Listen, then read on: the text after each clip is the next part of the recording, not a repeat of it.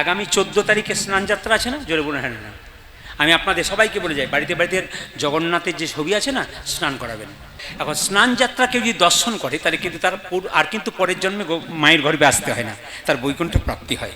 এই জন্য বারবার বলবো 14ই আষাঢ় আপনার বাড়িতে বাড়িতে জগন্নাথের যে ছবি আছে না, গঙ্গা জল দিয়ে ধুয়ে মুছে পরিষ্কার করবেন এবং জগন্নাথকে প্রণাম করবেন, একটু পায়েস দেবেন, একটু তুলসীপত্র দেবেন। দ্বিতীয় কথা আপনাদের বলে যাই যে জগন্নাথ মন্দিরে যদি কেউ স্নানযাত্রা দেখেন, দেখবেন আগের দিনে 13 তারিখে স্নান মণ্ডপের মধ্যে জগন্নাথ বলরাম সুভদ্রাকে রাখা হয়, একটা পাতলা কাপড় পরানো হয়, আর একটা সোনা কুয়া বলে কুয়া আছে, মানে কুয়া মানে ইঁদারা, ওখানে কিন্তু কোনোদিন সূর্য আলো প্রবেশ করতে পারে না, খুব ঠান্ডা জল।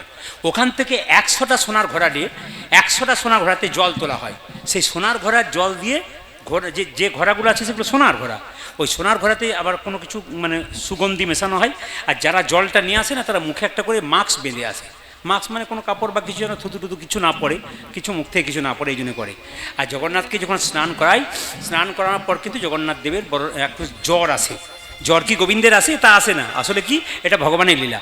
তখন কিন্তু 15 দিন দরজা বন্ধ থাকে মন্দিরে, কিন্তু দরজা বন্ধ রাখে না কেন? ওখানে কিন্তু জগন্নাথ সুভদ্রা বলরামের ছবিটা রেখে দেওয়া হয়। কেন? অনেক ভক্ত যারা দর্শন করতে যায় ওটাকে দেয়, কিন্তু আসল মূর্তি দেখতে পায় না। তারপর রথ আসে, রথের পরে উল্টো রথ মাসির বাড়ি চলে যায়। তবে জগন্নাথের মাসির নাম কিন্তু অনেকে ভুল করেন। আপনার জগন্নাথের যারা মাসির নাম ভাবছেন তারা কিন্তু ভুল করছেন, যারা ভাবছেন গুন্ডিচা তারা ভুল করছেন। গুন্ডিচা মাসি বটে, কিন্তু আসল মাসি নয়। একটু প্রমাণ দিয়ে দিই। যখন এদিকে তাকান, যখন জগন্নাথ দেবকে নিয়ে এলো আমাদের মানে ইন্দ্রদুম্ন রাজা, তখন জগন্নাথ দেব বললেন যে দেখো তুমি 3টে জিনিস চাও, যা চাইবে আমি তোমাকে দেবো। বলছি 3টে জিনিস আমি চাইবো। বলে চাও। বলে কি? আমি যেন কোনোদিন সন্তানের বাবা না হতে পারি। এখন আপনার স্বামী স্ত্রীতে ভগবানের কাছে দাঁড়িয়ে আছেন, স্বয়ং ভগবান যদি বলে তোমরা কী চাও, আপনার স্বামী যদি বলে যে আমি যেন বাবা না হতে পারি, তাহলে মায়ের দেখবেন সবচেয়ে কষ্ট হয়। তুমি এ কথাটা বললে কেন যে আমি বাবা না হতে পারি, তাহলে আমি মা হতে পারবো না? আমি তাহলে মাতৃত্ব আমার কি জন্য তাহলে? এখন গুন্ডিচা দেখি খুব কষ্ট হলো। স্বামী বললো আমি মা হব না, আমার জন্য বাবা হব না, সন্তান হবে না। আচ্ছা ঠিক আছে, না এবার হলো। যখন বলে ফেলেছে জগন্নাথ দেব, হাত বলেছে হ্যাঁ ঠিক আছে হবে। দ্বিতীয় চেয়েছিল কি? যে আমি যেন তুমি যেন সবসময় এঁঠো হাতেই থাকো, মানে তুমি সবসময় সেবা গ্রহণ করো। জগন্নাথের প্রসাদ দেখবেন ওই যে সবসময় হয়। আর দ্বিতীয়টা কী বলুন তো? ওই যে সারাদিনের মধ্যে তুমি 3 ঘন্টা বিশ্রাম পাবে, বাকি সময় জেগে থাকবে। জগন্নাথ মন্দির 3 ঘন্টা বন্ধ থাকে, বাকি কিন্তু দেখবে সারাদিন কিন্তু খোলা থাকে। এটা শর্ত আছে। এখন জগন্নাথ দেব তখন যখন তার স্ত্রী খুব কাঁদছে, গুন্ডিচা মানে ইন্দ্রদুম্নের স্ত্রী, তখন জগন্নাথ দেব বুঝতে পারলেন, বলে মা কিছু মনে করো, আমার তো মা আছে, তোমাকে তো মা করতে পারবো না, তবে তুমি আমার মাসি হবে। তার মানে পাতানো মাসি কে হচ্ছে বলতো? গুন্ডিচা। কিন্তু অ্যাকচুয়ালি মাসিকে জানেন? সবাই শোনা কোন? অ্যাকচুয়ালি মাসি হচ্ছে অর্ধ শনি দেবী। এটা মাথায় রাখবেন, জগন্নাথের অ্যাকচুয়ালি মাসি কিন্তু অর্ধ শনি দেবী। ওটা জগন্নাথ মন্দিরের পাশে আছে। কিন্তু গুন্ডিচাকে মাসি যেহেতু পাঠিয়েছে, ওই জন্য গুন্ডিচার বাড়ি কিন্তু 7 দিনের জন্য যায়। ওটা সোজা রথ, আর যখন আসে ওটা হচ্ছে উল্টো রথ। যদি বলুন জগন্নাথ দেব কি, জগন্নাথ দেব কি, জগন্নাথ দেব কি। এখন থেকে বুঝুন, বুঝবেন কবে? বুঝবেন পরে? যখন বুঝবেন তখন তো সময় শেষ। ক্যান্সার যদি কারো হয়, 4 স্টেজ যদি হয়ে যায়, তার পথ থাকে না। বুঝবেন তো আগে থেকে বুঝুন। যা করো গোবিন্দ তুমি বলে গোবিন্দকে সঁপে দিন। কৃষ্ণ ভক্ত হন। প্রদীপ পাল চাই হিন্দু সমাজের মানুষ কৃষ্ণ ভক্ত হোক, প্রতিটি বাড়িতে বাড়িতে কৃষ্ণ ভক্ত সন্তান হোক। বাবা মা যেন মৃত্যুর আগে গল্প করে বলতে পারে আমি চোর সন্তানের জন্ম দেয়নি, আমি ডাকাত সন্তানের জন্ম দেয়নি, আমি দুষ্ট সন্তানের জন্ম দিইনি, আমি একজন কৃষ্ণ ভক্ত সন্তানের জন্ম। এটা আমি চেয়ে যাব। এই জন্য বারবার বলবো, যারা এখনো ভাবছেন কাল করব পরশু করব, ভাববেন না। আপনার ছেলের জন্য ভাবুন। মা যদি কৃষ্ণ ভক্ত হয় ছেলে হবেই, বাবা যদি কৃষ্ণ ভক্ত হয় ছেলে একদিন। এই যে সাধু বাবারা বাবা হয়েছেন, এমনি হয়েছেন নাকি? পিতৃকুল মাতৃকুল থেকে কারো কুল থেকে পেয়েছেন, এত সোজা নয়। ওনাদের মাটিটা ছিল বলে হয়েছে। ওই অন্য কেউ হতে পারলো না কেন? ওই জাগলো কেন? ভেতরে ছিল, পিতৃকুল থেকে কারো ছিল ভেতরে, সেইটা কিন্তু ছেলের মধ্যে প্রকাশ পাচ্ছে। আপনার ছেলে কৃষ্ণ ভক্ত হবে, IPS অফিসার হোক, সব কিছু হোক, কিন্তু কৃষ্ণ ভক্ত হোক। এখন থেকে ভজন করুন, নইলে পরে কিন্তু ঠকতে হবে। একবারে খুব দামি কথাটা বলে দিই, শুনবেন। আস্তে আস্তে বাবা, আস্তে। এত কথা কেন? কার শরীরে কি রোগ ঢুকে আছে, যে চকচকে দেহটাকে আপনারা দেখছেন, ফুটে উঠলেই কিন্তু শেষ।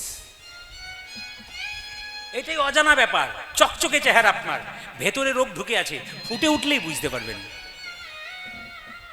সবাই শুনবেন যে যেখানে বসে আছেন। এই কবে জলপাইগুড়িতে আমি গান করছিলাম, এরা সবাই জানে, মাস 3 আগে। তো জলপাইগুড়িতে 20,000 মানুষ, সন্ধে 6টা থেকে গান। পুলিশ অফিসার এসছেন, দরজায় দাঁড়িয়ে আছেন, কাউকে ঢুকতে দেবেন না আমাকে দেখবার জন্য। হাজার হাজার মায়েরা সব দাঁড়িয়ে আছেন, একটা প্রণাম করতে দিন, আসলে যেতে পারবো না, ভিড়, ঢুকতে পারিনি, একবার প্রণাম করে নি, তারপর যাবো, একটি প্রণাম করতে দিন। পুলিশ অফিসার বলছে আমার স্ত্রীকে দিলাম না, আমার স্ত্রী দাঁড়িয়ে ছিল, ওনাকে বললাম না চলে যাও, কাউকে দেবো না। কাউকে দেয়নি। একটি 22 বছরের মেয়ে দরজার সামনে পেছনে হেলান দিয়ে শুধু কাঁদছে। পুলিশ অফিসার জিজ্ঞেস করছে তুমি কাঁদছো কেন? মেয়েটি বলছে আপনি আমার বাবার মতো। পুলিশ অফিসারকে বলছে ওনার কাছে যাবার একটা সুযোগ করে দিন। শুনবেন, খুব মার্মিক কথা। এসে আমাকে বলছে প্রদীপবাবু, একজন 22 বছরের মেয়ে, মুখটা শুকিয়ে গেছে কেমন যেন, ও দাঁড়িয়ে আছে, একটু দেখা করবে। বেশ ঠিক আছে, ডাকুন। ঢাকা হলো। শুনলে চমকে যাবেন, মেয়েটা ফুলের মতো চেহারা। আমি দেখার পর বাড়ি ওর মুখের দিকে তাকিয়ে আছি, মনে মনে ভাবছি হাই রে, তোকে কে তৈরি করেছে, একবারে যেন তুলি দিয়ে এঁকে দিয়েছে। ভগবান যেন নিজের হাতে নিজের মনের মতো করে তৈরি করেছে। এত সুন্দর চোখ, এত সুন্দর মুখ, এত সুন্দর তার চুল, কিন্তু চোখের কোণে কালি পড়ে গেছে, মুখের মধ্যে হাসি নাই। আমার পাটাতে ছুঁয়ে কোনো মতে ওঠে না। আমি উঠালাম, কি হয়েছে? বাবা, আমার শেষ দিন এগিয়ে এসেছে, বুঝলাম না, আমার শরীরে ক্যান্সার হয়েছে। আপনারা যারা ফেসবুকে, হোয়াটসঅ্যাপে নিজের ছবি ছাড়েন আর আয়নাতে বারবার নিজের মুখ দেখেন, ওই মেয়েটার ছবি যদি দেখেন তাহলে বুঝতে পারবেন ও কোথা, আপনারা কোথা। এত সুন্দর চেহারা, কিন্তু চোখের মধ্যে কালি, মুখের মধ্যে হাসি নাই। আমাকেও বলছে আমি ভালো হব তো? আচ্ছা বলুন, আমার উত্তর কি হবে? আমি তো কিছুই বলতে পারছি না। আমার পাটা ধরে এত কাঁদছে, ওঠাতে পারছি না। আমাকে বলছে আপনি বলুন আমি ভালো হব তো? আমার একটি মাত্র ছেলে, আমি যদি চলে যাই ও কিন্তু অনাথ হয়ে যাবে। আমি ওর জন্য বেঁচে থাকতে চাই, আর আমার স্বামীর জন্য বেঁচে থাকতে চাই। স্বামী কোথায়? তোমার স্বামী? ও আসলো না, দরজাতে দাঁড়িয়ে আছে। ওকে ঢাকা হলো। এসে প্রণাম করে বললেন বাবা আপনি বলুন কি করলেও ভালো হবে? তুমি ওকে ভালোবাসো খুব। ও যদি পৃথিবী থেকে চলে যায়, সেদিন যদি রাত্রিতে চলে যায়, সকালবেলা আমিও থাকবো না, আমিও চলে যাব। আমি একটা কথা বললাম, তুমি চলে যেও না, আত্মহত্যা মহাপাপ। যারা সংসারে ভাবে যে আমরা আত্মহত্যা করে মুক্তি পেয়ে যাব, সংসারে যারা থেকে ভুল করছেন আপনারা। সংসারে কোনো মতো আত্মহত্যা করবেন না। কেন? আত্মহত্যা করা মহাপাপ। আপনি ভাবছেন আমি শান্তি পাবো, আপনার আত্মা চারিদিকে ঘুরে বেড়াবে, কিন্তু কোনো শান্তি থাকবে না। কথাগুলো কিন্তু খুব অমৃতের মতো, একবারে যদি নিতে পারেন তাহলে মার্মিক কথা। যারা নিতে পারবেন, এগুলো কিন্তু ভক্তের জন্য, অভক্তের নয়।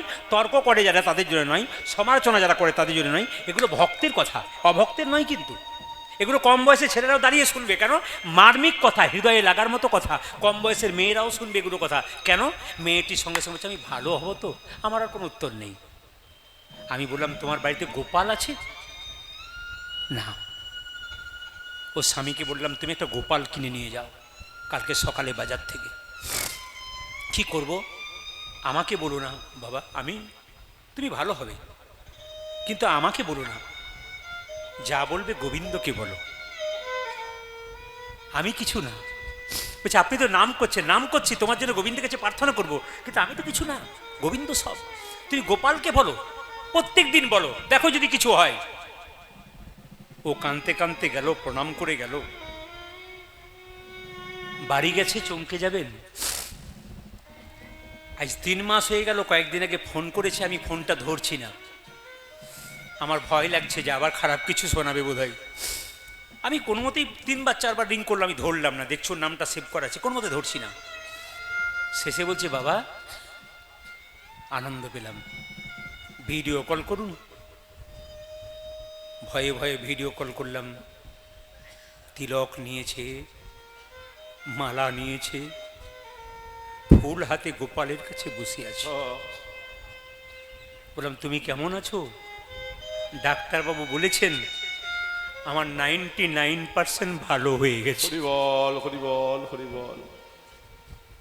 যখন এই কথাটা বলেছে সবাই লক্ষ্য করুন, আমি কেমন করে ডাকবো হরি, সঙ্গে সঙ্গে বলছে প্রভু তুমি যে বললে যুবতীর কোল ধরতে আমার তো ক্ষমতা নেই, তুমি যে বললে মাগুর মাছের ঝোল খেতে, তুমি তত্ত্বটা বুঝিয়ে দাও। মহাপ্রভু বুঝিয়ে দিলেন, শোনো যুবতীর কোল কাকে বলে। ও মাইরা, একটা মেয়ে একটা বাচ্চা জন্ম দেয় বছরে, এখন তো আবার দেখা যাচ্ছে দুটো দেয় একসঙ্গে, তিনটেও দেয়, কেউ একসঙ্গে 5টা বাচ্চারও জন্ম হচ্ছে একসঙ্গে।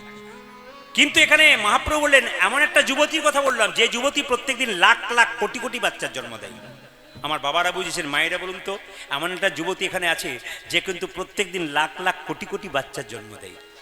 তিনি হচ্ছেন পৃথিবী যুবতী, যার কোলে প্রত্যেকদিন লাখ লাখ কোটি কোটি সন্তানের জন্ম হচ্ছে। মহাপ্রভু বলেন যুবতীর কোল ধরবে কেন? এই যুবতীর কোলে তোমাকে জন্ম নিতে হবে, এই যুবতীর কোলে তোমাকে সংসার যাপন করতে হবে, আবার এই যুবতীর কোলে শ্মশানের চিতাতে নিতাই গৌর হরিবোল হয়ে যেতে হবে। যুবতীর কোল ধরো। আর মাগুর মাছের ঝোল কাকে বলে? মা, আমাদের আত্মীয় স্বজন মরে গেলে তার বিরহ ব্যথায় আমরা কাঁদি, কিন্তু কোন কৃষ্ণ ভক্ত যদি একবার হে গোবিন্দ তোমার গোলাম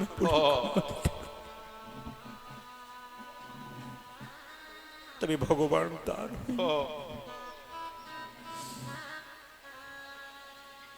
শুধু ভগবানের কাছে বলুন হে গোবিন্দ তোমার হোলাম বলি।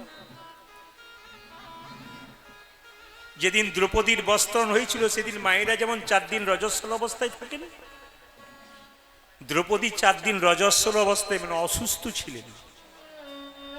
80,000 মানুষ চেয়ারে বসে আছে, একটা মেয়েকে কাপড় টেনে উলঙ্গ করা হবে বলে দুঃশাসন কাপড় টেনে নিয়ে এলো দ্রৌপদীকে রাজসভায়। দ্রৌপদী ছটপট ছটপট করছে। 80,000 মানুষ দেখবে, তার কাপড়টা খোলা হবে। এক হাতে নিজের কাপড়টা ধরে আছে, এক হাতে গোবিন্দকে ডাকছে। ভগবান এলেন না। নারদমুনি ভগবানের কানে কানে বলল প্রভু, এক অসহায় নারী বারবার তোমার কাছে চোখের জলে পড়ে কাঁদছে, তুমি কি তার কোনো দাম দেবে? ভগবান নারদের কানে কানে বললেন, নারদ, দ্রৌপদী এক হাতে নিজের ওপরে ভরসা করেছে আর এক হাতে আমার ওপরে ভরসা করেছে। আসলে এইদিকে আসতে বাবা, মাকে বসতে দিন, বসতে দিন, বয়স্ক মাকে বসতে দিন। এই যে কীর্তন গান করি, কিছু মনে করবেন না, আপনারা কতটা চর্চা করেন জানি না, সারা দিন কিন্তু চর্চার মধ্যেই থাকি। যারা তর্ক করে তাদেরকে বলবো 24 ঘন্টার মধ্যে 15 ঘন্টা চর্চার মধ্যেই মনে মনে ভাবতে ভাবতেই থাকি। চর্চা করি, চর্চা করতে হবে। আমি এপিজে আব্দুল কালামের একটা ছোট্ট বাণী পড়েছিলাম, লাইফ টাইম লার্নার হতে হবে, সারা জীবন শিখতে হবে। এইদিকে তাকান, আপনার ছেলে মেয়েকে শিক্ষা দিতে পারবেন, সারা জীবন শিখতে পারবেন। 50 বছর বয়স হয়ে গেলে আপনারা বুড়িয়ে যান, মানে বুড়ো হয়ে গেলাম, কেন বুড়ো হয়ে যাবেন? সেদিন দেখছিলাম ইংল্যান্ডের কোন একজন মহিলা 50 বছর বয়স থেকে ব্যায়াম শুরু করেছিলেন, এখন 101 বছর বয়স, 50 বছর থেকে প্রথম ব্যায়াম শুরু করলেন, 101 বছর বয়সে সেই মহিলা ফিট চেহারা। ও বলল আমি 50-এই বুড়ো হয়ে যাচ্ছিলাম, আমি ব্যায়াম করলাম। জীবনটা যতদিন আছে চেষ্টা করতে হবে, এই নয় আমি পিছিয়ে গেলাম, এই নয়, যতদিন আছে ততদিন শিখে এগিয়ে যাব। এ শিক্ষা সবাইকে দিন। আমি একজন বিখ্যাত মানুষের কথা কালকে শুনছিলাম ঝাড়খণ্ডে। আপনি যদি কোনোদিন আপনারা যান, ওই বৃন্দাবন যান, তাহলে জায়গাটার নাম বলে দিলাম গৌরী গোপাল আশ্রম। গৌরী গোপাল আশ্রম, যেখানে দেখবেন অনিরুদ্ধ আচার্য মহারাজ আছেন, যার দেখবেন এতটা পর্যন্ত চুল, বয়স মাত্র 40 বছর। আপনি অবাক হয়ে যাবেন, প্রত্যেক দিন 50,000 মানুষের সেবা হয়। কি অদ্ভুত ব্যাপার, লাইন দিয়ে লোক সকাল 10টা থেকে রাত্রি 10টার মধ্যে দাঁড়িয়ে আছে, আমরা দেখে এসেছি। রুটি, সবজি, ডাল একবারে দিয়েই যাচ্ছে। 50,000, 40,000, 30,000 লোকের সেবা প্রত্যেক দিন হচ্ছে। ওই 40 বছরের মানুষটা 300 জন বয়স্ক মাকে রেখেছেন, বৃদ্ধাশ্রম তৈরি করেছেন। তিনি একটা সুন্দর কথা বললেন, তাকে জিজ্ঞেস করলেন কর্ম বড় না ধর্ম বড়? আমি আপনাদের জিজ্ঞেস করবো, বলুন কর্ম বড় না ধর্ম বড়? কর্ম বড় না ধর্ম বড়? কর্ম বড় না ভাগ্য বড়? বলুন, ভাগ্য বড় না কর্ম বড়? জোরে বলুন। কর্ম বড়। কর্ম বড়, তবে সেই কর্ম নয় যে লোকটা পশুকে কাটছে, ওটাও তো কর্ম, ওটা কর্ম নয়। কোন কর্ম বড়? তিনি বললেন ধর্মযুক্ত কর্ম বড়। যে কর্মের মধ্যে ধর্ম থাকবে ওই ধর্মযুক্ত কর্ম কিন্তু বড় হবে। যে কর্মের মধ্যে বিবেচনা নাই, বিবেক নাই, 3 টাকা জিনিস 6 টাকায় নেবেন, নেবেন আপনি, বিক্রি করবেন 3 টাকায় কিনে 6 টাকাতে, ওটা ধর্ম নয়। ওটা 2 দিন চলবে, 3 দিন পর বন্ধ হয়ে যাবে। আর আপনি বিবেচনার দ্বারা করবেন, দেখবেন আপনার সবকিছু ঠিক থাকবে। তিনি ওই মহিলাকে বললেন, যিনি জিজ্ঞেস করলেন আমি টেনশন করেন? বলছে আমি টেনশন করি না। বলছে আপনি করেন? বলছে টেনশনও করি, আবার ভগবানকে বিশ্বাস করি। তাহলে মুখটা ফোলান তো। যখন মুখটা ফোলালো বলে এবার হেসে দেখান তো। তাহলে মুখটাও ফোলাবেন আবার হেসে দেখাবেন, তা কখনো হয়? টেনশন করার দরকার নাই, গোবিন্দের উপর ভরসা করুন। আমি আপনাদের বারবার বলবো, যারা কীর্তন শুনতে এসছেন, কর্ম করুন, কিন্তু অপেক্ষা করুন, গোবিন্দের কাছে ফল তিনি দেবেন। আপনি কর্ম করতে ছাড়বেন না। সবাই লক্ষ্য করুন, দ্রৌপদী এক হাতে নিজের বস্ত্রটা ধরেছে, এক হাতে গোবিন্দকে ডাকছে। ভগবান এলেন না। নারদকে ভগবান বললেন, দ্রৌপদী এক হাতে নিজের উপরে ভরসা করেছে, এক হাতে আমায় ডাকছে। ভগবান বললেন, যে 2 হাত তুলে ডাকে না, আমি তার কাছে কোনোদিন যাই। হরি বল, হরি বল, হরি বল। এই জন্য তো হরিবাসরে আপনার 2 হাত তোলেন কেন? ভগবান নিজের মুখে বলছেন, যে 2 হাত তুলে ডাকে না, আমি তার কাছে যাই না। কত সুন্দর যুগ। এগুলো বলবো না বাদ দিয়ে দেবো? এগুলো বলবো না বাদ দিয়ে দেবো? জোরে বলুন। আপনারা বলতে বললে বলবো, নাহলে বলবো না। হ্যাঁ, এগুলো তো মহাভারতের কথা, শিক্ষামূলক কথা। কি বলছেন? আবার কথা বেশি হয়ে গেলে 2-4 জন বলবেন না তো, ওই জন্য বলছেন। জোরে বলুন রাধে রাধে। আরো জোরসে বলুন রাধে রাধে। আরো জোরসে বলুন রাধে রাধে। সবাই তাকার মায়েরা, যেই না দ্রৌপদী বলেছে, যা কিছু আমার সকলই তোমার, আমার কেবল তুমি, জীবনে মরণে জন্মে জন্মে প্রাণনাথ হয়ে তুমি। ভগবান বস্ত্র দিচ্ছে আর দ্রৌপদী বস্ত্র পাচ্ছে। সবাই তাকান। 100 ভাইয়ের স্ত্রী বাড়িতে ভেতরে ঢুকে আছে, আর দুঃশাসন কাপড় টানছে। 1 ঘন্টা, 2 ঘন্টা, 3 ঘন্টা।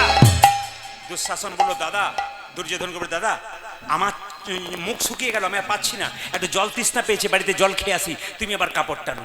যখন দুর্যোধন কাপড় টানছে, দুঃশাসন বাড়িতে গিয়ে দেখছে তার 100 ভাইয়ের স্ত্রী উলঙ্গ হয়ে বসে আছে। শুনলে চমকে যাবেন। 100 ভাইয়ের স্ত্রী উলঙ্গ হয়ে বসে আছে। দুঃশাসন তার স্ত্রীকে জিজ্ঞেস করলো, হ্যাঁ গো, তোমাদের কাপড়গুলো কই? উলঙ্গ হয়ে বসে আছো কেন? স্ত্রী বলল, তোমার আর তোমার দাদার জন্য হলো। বলে কেন? ভগবান দ্রৌপদীকে কাপড় দিচ্ছে, এত কাপড় পাবে কোথায়? আমাদেরগুলো টানছে আর দ্রৌপদীকে নিতাই গৌর হরি বল, হরি বল, হরি বল। আপনি যদি কারো অমঙ্গল চান, আপনার অমঙ্গল কিন্তু আগে হবে। মহাপ্রভু কি বললেন? ধরো যুবতীর কোল আর খাও মাগুর মাছের ঝোল। এই জগতে কৃষ্ণ বলে কেউ যদি একবার কাঁদতে পারে, ওইটা হচ্ছে মাগুর মাছের ঝোল। আসুন কৃষ্ণ বলে কেঁদে আমরা সবাই মিলে হাত তুলে বলবো। সতী নারী কাকে বলে একটু বলে দিই। সকালবেলায় ঘুম থেকে উঠে যে স্ত্রী তার স্বামীর পা ছুঁয়ে প্রণাম করে, তারা হয় সতী নারী। কিশোরপুরে এত মায়েরা কীর্তন শুনতে এসছেন, কে কে সকালবেলায় স্বামীকে প্রণাম করেন? হাত তুলে দেখান। কেউ করে না। দাদারা মনে মনে ভাবছে, এতদিন পরে আপনি আমাদের হইয়ে বলেছেন। আর যারা শাশুড়ি মা হয়েছে তারা আঙুল তুলে বলছে, ঠিকই বলেছেন, বলুন বলুন। মানে ওনার সঙ্গে যত গন্ডগোল আর কি। না না, ইশারা করবেন, ভালো করবেন, দেখান না গন্ডগোল আছে। হ্যাঁ হ্যাঁ, সতী নারী যারা হয়, পুরুষের কথা বলি নাই, কিন্তু শাস্ত্র কি বলছে দেখুন। শাস্ত্র বলছে সকালবেলায় কাকে প্রণাম করতে হয়? করাগ্গে বসতে লক্ষ্মী, করমূলে তু সরস্বতী, কর মধ্যে গোবিন্দম, প্রভাতে কর দর্শনম। ওই যারা পড়ে আমি তাদের জন্য বলছি যারা বই পড়েন। কোনো কথা আন্দাজি বলবেন না, পড়ে বলবেন তৃপ্তি আছে, পড়ে বলবেন তৃপ্তি আছে, চ্যালেঞ্জ করতে পারবেন, দেখাতে পারবেন। যেমন কিছু মনে করবেন না, যারা মালা জপ করে অপরাধ নেবেন না। আবার মালা জপ করতে করতে রাস্তায় যাই, এখানে এতগুলো ক্যামেরা হচ্ছে, ওখানে ক্যামেরা আছে, এই কীর্তনটা হওয়ার পর লাখ লাখ লোক কিন্তু দেখে। আমাদের একটা কীর্তন ছাড়া পর লাখ লাখ লোক, শুধুমাত্র ভারতবর্ষের লোক নয়, বিদেশের লোকও দেখে, সবাই শুনতে পারবে। মালা জপ করতে করতে যদি রাস্তায় কেউ যায়, ওর মতো অন্যায় কাজ কেউ করছে না। এই দিকে তাকাবেন, একবারে পরিষ্কার করে বলে দিলাম, মালা জপ করবার সময় কেউ যদি মালা জপ করতে করতে রাস্তায় যাচ্ছে, ওনার মতো অন্যায় কেউ করছেন না। শাস্ত্র বলছে, এদিকে স্কন্দ পুরাণের উপরিভাগ 18তম অধ্যায় পরিষ্কার করে বলছে, কি বলছে, যে জপিতে জপে, কথা বলিতে বলিতে, চলিতে চলিতে, ওপর দিকে তাকাইতে তাকাইতে মালা জপ করা চাইবে না। শুনে রাখবেন, আমি বই পড়ে বলছি, চ্যালেঞ্জ করে বলছি, আমার সঙ্গে তর্ক করলে আমি বলে দেব কোথায় পড়েছি, কোথায় লেখা আছে। কি একবার পরিষ্কার লেখা আছে, বড় বড় মহাজন মহাজ্ঞানীকে জিজ্ঞেস করুন, বলছে চলিতে চলিতে, কথা বলিতে বলিতে, ওপর দিকে তাকাইতে তাকাইতে মালা জপ করা যাইবে না। আপনি চলতে চলতে, খেতে খেতে, শুতে, এমনকি পায়খানা ঘরে বসে আপনি হরিনাম করতে পারেন, অপরাধ নাই। কিন্তু আপনি মালা জপ করতে হবে, আপনাকে নির্জনে বসে চুপচাপ জপ করতে হবে। সেই সময় কারো সঙ্গে কথা নয়। আপনার জপের থলে আপনার হাতে থাক, কারণ আপনার জপের থলে দেখলে অন্য ভক্তরা জপমালা নিতে পারে, খুব ভালো। এই জন্য সম্মান দিই, যারা জপমালা হাতা নিয়ে যায় ও অধিক সম্মান দিই, প্রণাম করি তাদেরকে। কিন্তু এটা কিন্তু পরিষ্কার করে লেখা আছে যে একবারে চলিতে চলিতে, কথা বলিতে বলিতে মালা জপ করা যাইবে না। এ কিছু শিক্ষার জিনিস আছে, সবাই শুনবেন। এখন দেখুন, সকালবেলায় একটা কথা বলেছে শাস্ত্রে, করাগ্গে বসতে লক্ষ্মী, করমূলে তু সরস্বতী, করমধ্যে গোবিন্দম। কথা নয়, কীর্তন চলাকালীন কথা নয়। করাগ্গে বসতে লক্ষ্মী, করমূলে তু সরস্বতী, করমধ্যে গোবিন্দম, প্রভাতে করদর্শনম। তার মানে কি, করাগ্গে বসতে লক্ষ্মী, এখানে মা লক্ষ্মী আছেন, করমূলে তু সরস্বতী, করমধ্যে গোবিন্দম, প্রভাতে কর দর্শনম। সকালবেলায় উঠে যে নিয়ে করটা দর্শন করে প্রণাম করতে পারে, ব্যাস তার গোবিন্দ প্রণাম হয়ে যায়। আপনি বালিশে, বিছানায়, যে কোনো জায়গাতে করুন, আপনি সকালবেলা ধরে কর দর্শন করতে হয়, এটা নিয়ম শাস্ত্র অনুযায়ী। উনি বোন রাধারানীকে প্রণাম করি, একবারে 100%। আপনি রাধারানীকে প্রণাম করতে পারেন, কৃষ্ণকে প্রণাম করতে পারেন, প্রণাম করতে হবে, কিন্তু হাতটা যদি দেখতে হয়। এবার সতীনারীর কথা যখন বললাম, মায়েরা সকালবেলায় ঘুম থেকে করে স্বামীকে যারা প্রণাম করে তারা সতীনারী। যারা করেন না, কাল সকালে কীর্তন শোনা পর আজ আত্মে শোবেন, আর কাল সকালে স্বামীদেরকে একবার করে প্রণাম করে নেবেন, আর দাদারা সব একবার পাগুলো ধুয়ে মুছে শোবেন, কাল সকালে প্রণাম হবে। আপনাদের স্বামীর সঙ্গে আপনার কি সম্পর্ক একটু বুঝিয়ে দিই, তাহলে বুঝতে পারবেন। এটা কার কথা? বিষ্ণুপ্রিয়ার কথা, নিমাইকে। সবাই শুনবেন, বিষ্ণুপ্রিয়া নিমাইকে। যেদিন নিমাই সন্ন্যাস নেবে তার আগে রাত্রে বিষ্ণুপ্রিয়াকে বলছে, প্রিয়া তুমি বাপের বাড়ি চলে যাও। বিষ্ণুপ্রিয়া বলছে, স্বামী এটাই তো বাপের বাড়ি, আমি যে তোমাকে বিয়ে করেছি, তোমার বাড়িতে আছি, এটাই তোমার বাপের বাড়ি। চমকে গেল নিমাই। প্রিয়া, তুমি বাবার বাড়ি থেকে এসছো, তোমার বাবার নাম সনাতন মিশ্র, ওটা তোমার বাপের বাড়ি, এটা তোমার শ্বশুর বাড়ি। বলছে, না স্বামী, এটা হচ্ছে আমার বাপের বাড়ি।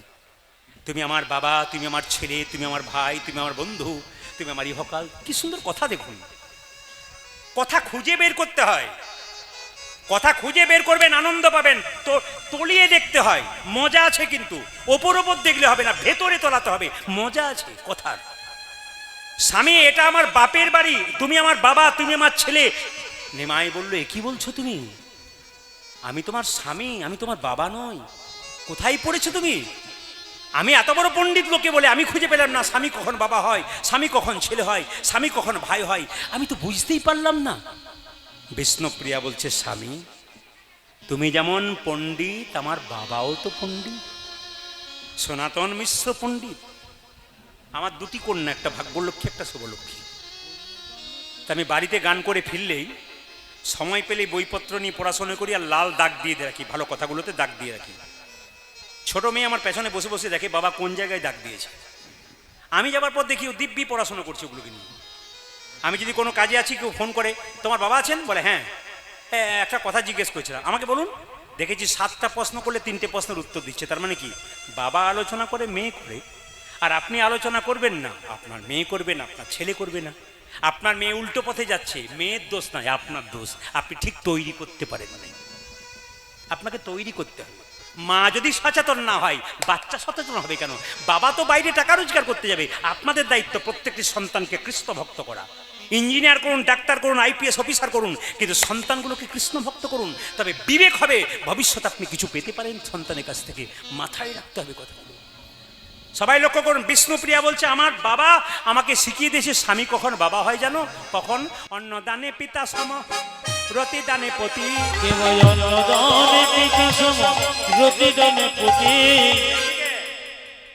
ভেঙে না বোঝালে বুঝতে পারবেন না। মেয়েদের যখন বিয়ে হয় না, বাবার বাড়িতে থাকে, বাবা অন্ন জোগাড় করে। যখন বিয়ে হয়ে যায়, বাবার কাছে মেয়ে ভারী হয়ে যায়। 3 দিনের জায়গায় 5 দিন হয়ে গেলে বলে কিছু গন্ডগোল করে এলি নাকি, ভারী হয়। এবার যা, স্বামীর ঘর করতে হয়। তার মানে কি, স্বামী অন্নদাতা পিতা। যখনই বিয়ে হয়ে গেল, আপনার অন্নদাতা পিতা কিন্তু আপনার স্বামী।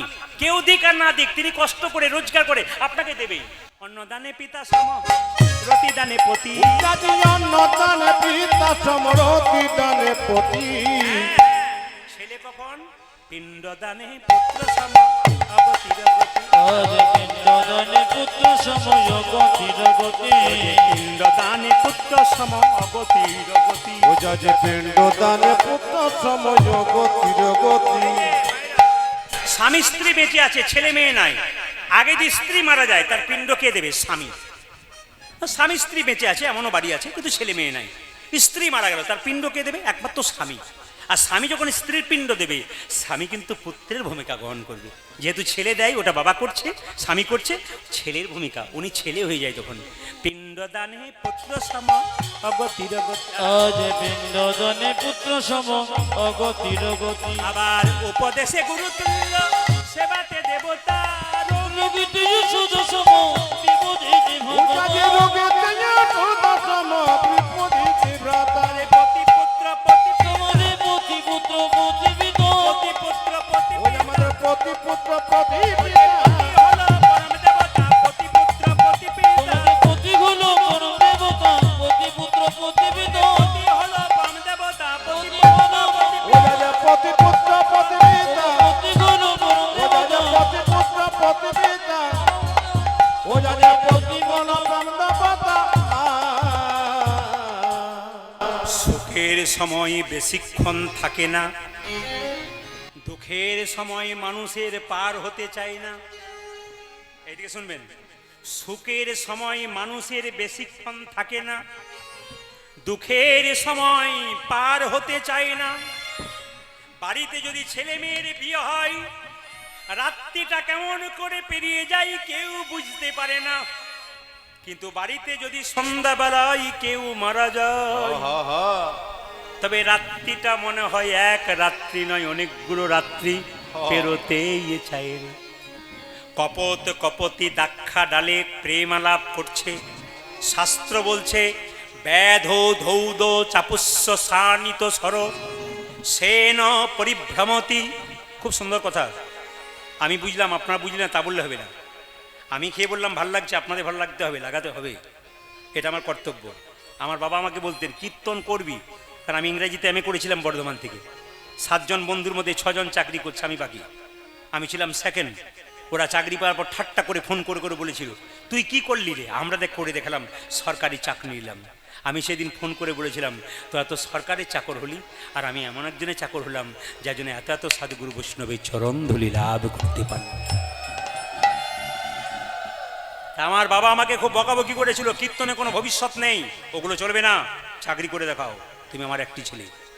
কিন্তু আমার ওই প্রচণ্ড একটা জেদ ছিল, আমি নাম কীর্তন করব। ছোট থেকে আমার যেখানে কীর্তন হতো সামনে গিয়ে বসে থাকতাম, খুব বাচ্চা অবস্থাতে। ভালো ভালো কথাগুলো শুনতাম, ভালো ভালো গান শুনতাম। এগুলো আমার ছোট থেকে নেশা, একবার বাচ্চা থেকে যখন কীর্তন শিখি নাই, এটা আমার নেশা। তো যদি কেউ গোবিন্দের নাম করে আর গোবিন্দের প্রতি প্রেম রাখে, পুণ্য কিন্তু তার হবে। এই জন্য বারবার বলেছে, যদি আপনার মনের মধ্যে কোনো দুঃখ যন্ত্রণা থাকে আপনি দু জায়গায় বলবেন, একটি গোবিন্দ চরণে, একটা গুরু চরণে। গুরু বাবার মতো কাউকে বলবে না, আর গোবিন্দের কাছে বলুন, পাড়া প্রতিবেশীর কাছে বলুন না। ওরা কি করবে, আপনার কথাটাকে এর কানে ওর কানে বলে জ্বলিয়ে পুড়িয়ে ছারখার করে দেবে। এই জন্য গোবিন্দের কাছে বলবেন আর গুরুর কাছে বলবেন, লাভ আছে। সবাই তাকার মায়েরা, কপত কপতি বেদ কপত কপত যখন আনন্দ করছে, এডাল ওডাল করছে, সবাই তাকার। ব্যাধ ধৌদ, একটা বাজ পাখি উড়ে বেড়াচ্ছে আকাশের ওপরে, ওই কপত কপতিকে ধরবে বলে। আর একটি ব্যাধ নিচে থেকে স্বর যোজনা করে দাঁড়িয়ে আছে কপত কপতিকে মারবে বলে। জলে কুমির, ডাঙ্গাই বাঘ, সবাই তাকান। কি বললাম মায়েরা, কপত কপতি ডালে নৃত্য করছে, আনন্দ করছে তো। আর একটা ব্যাধ কি করছে, একটা স্বর যোজনা করে আছে একজনকে মারবেই। আর বাজ পাখি একটা উড়ে বেড়াচ্ছে ওদেরকে ধরবে বলে। মায়েরা, কপতি তখন কেঁদে কেঁদে বলে, ওগো কপত, চেয়ে দেখো আজ আমাদের শেষ দিন। আরে মনে হয় গোবিন্দ আমাদের বেশিক্ষণ রাখবে না। হরি বল, হরি বল। আমরা তো অবলা পাখি, এইদিকে এদিকে, আমরা তো অবলা পাখি। দেখো দেখো পতি,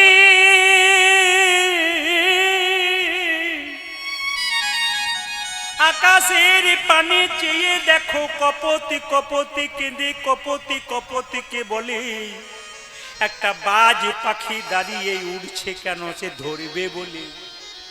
একটা ব্যাধ স্বর যোজনা করেছে মারবে বলে। কপত যখন কাঁদছে, কপতি বলছে, তুমি তো পতি। পতি মানে হলো রক্ষাকর্তা। এইদিকে মায়েরা, পতি মানে রক্ষাকর্তা। তা বিপদের দিনে স্বামী যদি নার্ভাস হয়ে যায়, স্ত্রী বলে, তুমি যদি ভেঙে পড়ো তাহলে আমি কেমন করে থাকবো, তুমি কেঁদো না পতি। তবে তোমার উপরে আমার উপরে একজন পতি আছে, তিনি হচ্ছে জগৎপতি। এই জগৎপতিকে কেউ যদি একবার ডাকতে পারে, তবে বিপদে কালে যদি কেউ ডাকতে পারে, বিপদে বারণ মধুসূদন রক্ষা করতে পারে। সবাই মাথায় কাপড়টা নিন, কপত কপতি গোবিন্দকে ডাকছে, আপনার স্মরণ করুন। কপত কপতি কেঁদে কেঁদে বলছে, দেখুন অবস্থা কেমন আছে। একজন ব্যাধ স্বর যোজনা করেছে মারবে বলে, ছেড়ে দিলে গেল। একটা বাজ পাখি উড়ে বেড়াচ্ছে ধরবে বলে, সে অবস্থায় নাম করছে, একবারে দেখা দাও হে মদন মোহন গোলক বিহারী। উলুধ্বনি, উলুধ্বনি। আমায় একবার দেখা দাগে, মদন মোহন গোলক বিহারে। একবারে দেখা দাও হে মদন মোহন গোলক বিহারী। ওই একবার দেখা দাও হে মদন মোহন গোলক বিহারে। তোমার নামটি লইয়ে এলাম ভাবে মরি কিংবা তরি। তোমার নামে কি রোজে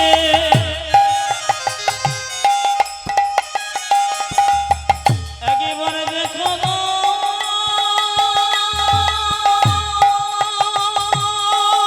হরি বল।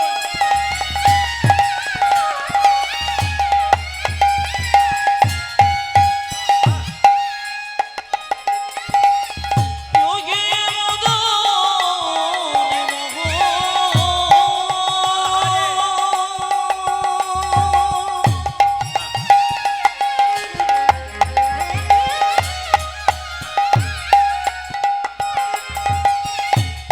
দেখাবো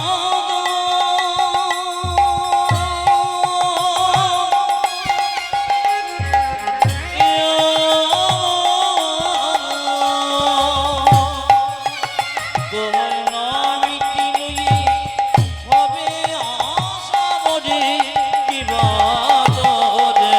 একবারে দেখা দাও হে মদন মোহন গোলক বিহারী।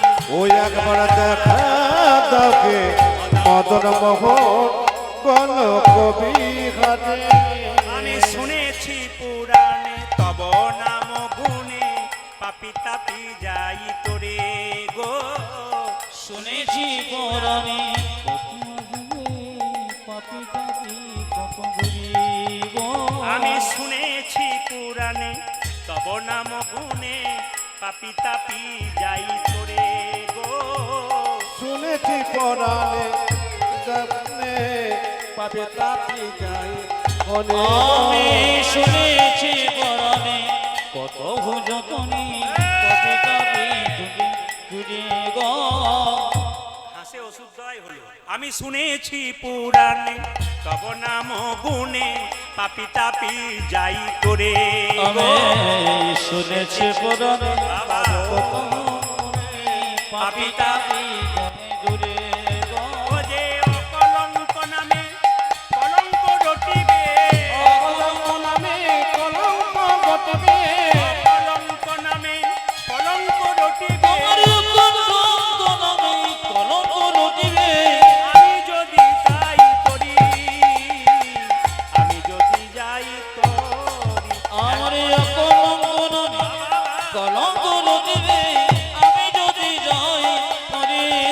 একবার দেখা দাও হে মদন মোহন বলো ধরি মাইরা ও যা যা দেখা যাবে মদন মোহন কোন কবি ঘাটে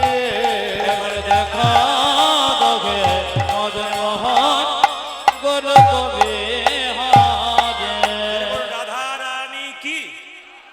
রাধারানী বলছে বধূ হে, তুমি তো জানো না আমার ঘরে কত যন্ত্রণা। আমি একবার কৃষ্ণ বলি কাঁদতে পাই না। হা কৃষ্ণ বলে আমি কাঁদতে পাই না বধূ হে। কত তোমাকে দুঃখের কথা বলব। কুঞ্জবর্ণন গান যদি গাওয়া যায়, এই দিয়ে তাকাবেন। আপনারা যারা অনুরাগী ভক্ত আমার বয়স্ক বাবারা আছেন, হাঁ করে তাকাচ্ছেন, এখানেও আছেন। বিনা প্রেম সে না মিলে নন্দলাল, প্রেম দরকার। এতক্ষণ এত কিছু শুনলেন, এবার প্রেমের জায়গাটাতে আমি আসবো, আপনারা তো শ্রবণ করুন। রাধারানী বলছে বধূ হে, আমার নীল শাড়িটা পরতে মানা। আমি যদি নীল শাড়ি পরি, ননদিনী আমায় খোঁটা দিয়ে বলি নীলকে মনে রাখবার জন্যে নীল শাড়ি খোল, খোল তুই নীল শাড়ি খোল। ইচ্ছা করে যদি নয়নে কাজল নেব, সেটাও দিতে দেবে না। আমি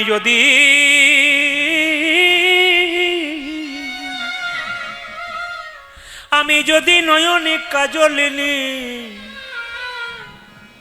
তবে ননদিনী বলে কালামুখী কৃষ্ণকে ভুলতে পারে না বলে সদাই চোখে চোখে রেখেছি। যারা কম বয়সের মা বোনের আছেন, এইদিকে তাকাবেন। যারা কম বয়সের মা বোনের আছেন তাদেরকে একটু অনুরোধ করে দিয়ে যাবো। কীর্তন এত অমৃত জিনিস, কীর্তনের মধ্যে এমন রস আছে জায়গা বিশেষে। এমন এমন জায়গা আছে আপনারা চমকে যাবেন। আসরে ঢুকেই খালি বলে নাচুন নাচুন নাচুন, পাগল করে দেয় আমাদেরকে। তত্ত্ব কথা বলুন, তত্ত্ব কথা বলুন, রামায়ণের কথা বলুন, পাগল করে দেয়। ও একটা আলাদা পরিবেশ, আর আপনাদের একটা আলাদা পরিবেশ। এদিকে তাকাবেন। রাধারানী কেঁদে কেঁদে বলছে আমার যমুনাতে জল আনতে মানা, কৃষ্ণ বলে কাঁদতে মানা। একদিন রাধারানী রান্নাশালে রান্না করছে, সবাই তাকান। কুটিলা জানলা থেকে দেখছে আমাদের বউটা কি করছে দেখি, সবাই তাকান। বউটা কি করছে দেখি। কুটিলা যেই না জানলা থেকে দেখছে, জটিলা জিজ্ঞেস করছে বউ, এই কুটিলা তুই রান্নাশালে কি করছিস? কি দেখছিস তুই রান্নাশালে? কি দেখছি? হ্যাঁ, তোর বইয়ে কাণ্ড। ভালো করে দেখ, আমার বউ কিন্তু রান্না করছে। রান্না করছে না কান্না করছে? কান্না করছে। হ্যাঁ, রান্না যেই না জটিল কুটিলে বলেছে, "হ্যাঁ, মা কান্না করছে তোর বউ।" জটিল একটু ভালো ছিল, রাধারানীর কাছে গিয়ে বলছে, "হ্যাঁ গো বৌমা, তুমি কাঁদছো কেন? তোমার চোখে জল, তোমার কিসের অভাব? তোমার বাবা রাজা, শ্বশুর রাজা।" রাধারানী বলছে, "আমি ওই রাজাকে চাই না, আমি যে পৃথিবীর রাজা প্রাণে গোবিন্দকে ভালোবাসি।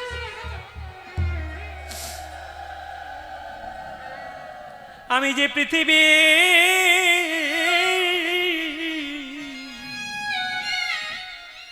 আমি যে পৃথিবীর রাজা প্রাণে গোবিন্দকে ভালোবাসি।"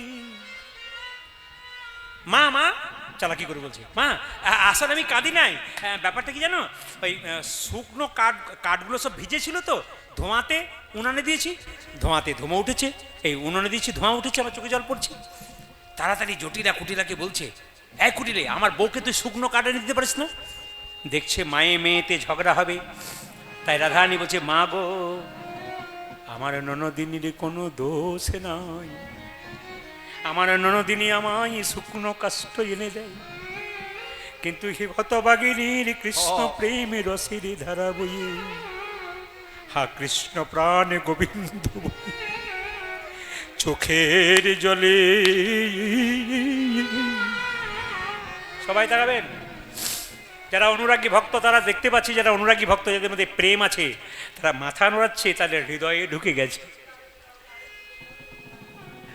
শুকনো কাঠ কাল থেকে এনে দিবি? রাধারানী বলছে, শুকনো হলে আপনি জলে, কিন্তু কেউ যদি কৃষ্ণ সুখে সুখে না পায়, তবে সুখে না পেলে আপনি জলে হরিব মাগো শোবে না হলে আপনি যদি সুখে না পেলে আপনি সুখ না ভুলে আপনি জলে কৃষ্ণ সুখে সুখে না পেলে সুখে না পেলে আপনি জলে আজি কৃষ্ণ সুখে সুখে না পেলে সুখে না পেলে আপনি জানে। আচ্ছা, মহাপ্রভুর হাতগুলো নিচের দিকে থাকে না উপর দিকে থাকে? একবার দেখানো যাবে? যার আছে তিনি দেখাবেন, যার নাই তার দেখানোর দরকার নেই। আচ্ছা, তাহলে মহাপ্রভু হাতটা এরকম করে তুলে আছে, তাই তো? কোন সময় নামানো দেখতে পেয়েছেন? তুলেই আছে। একজন ভক্ত প্রভুকে জিজ্ঞেস করেছিল, "প্রভু, তুমি যে হাতটা তুলে আছো, তোমার হাতে ব্যথা হয় না?" ভগবানের উত্তর দেখুন, "ব্যথা আবার হয় না?" ভক্ত বলছে, "তাহলে নামাও।" বলছে, "নামাবো কি করে? তোরা তুলছিস না তাই নামাচ্ছি না।" একজন ভক্ত বলছে, "প্রভু, এই দেখো তুলে দিলাম, এইবার নামাও।" বলছে, "তুই তো তুললি, তোদের পেছনে যারা," আপনাদের বলি না, তোদের পেছনে যারা আসবে তারা তো তুলবে না। আমি হাতটা তুলে আছি কেন? যারা তোদের পেছনে আসবে তারা তুলবে না, তাই জন্ম জন্মান্তর ধরে আমি হাতটা তুলে আছি, যেন সবাই আমাকে দেখে হাত তুলতে পারে। হ্যাঁ,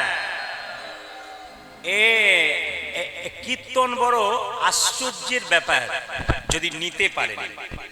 আমি পশ্চিম বাংলার প্রত্যেকটি জেলায় জেলায় শুধু নয়, রাজ্যে রাজ্যে যাই, দেশের বাইরে যাব আগামীতে, এবং সব জায়গাতে মানুষের ভিড় একবারে উপচে পড়ে। কেন?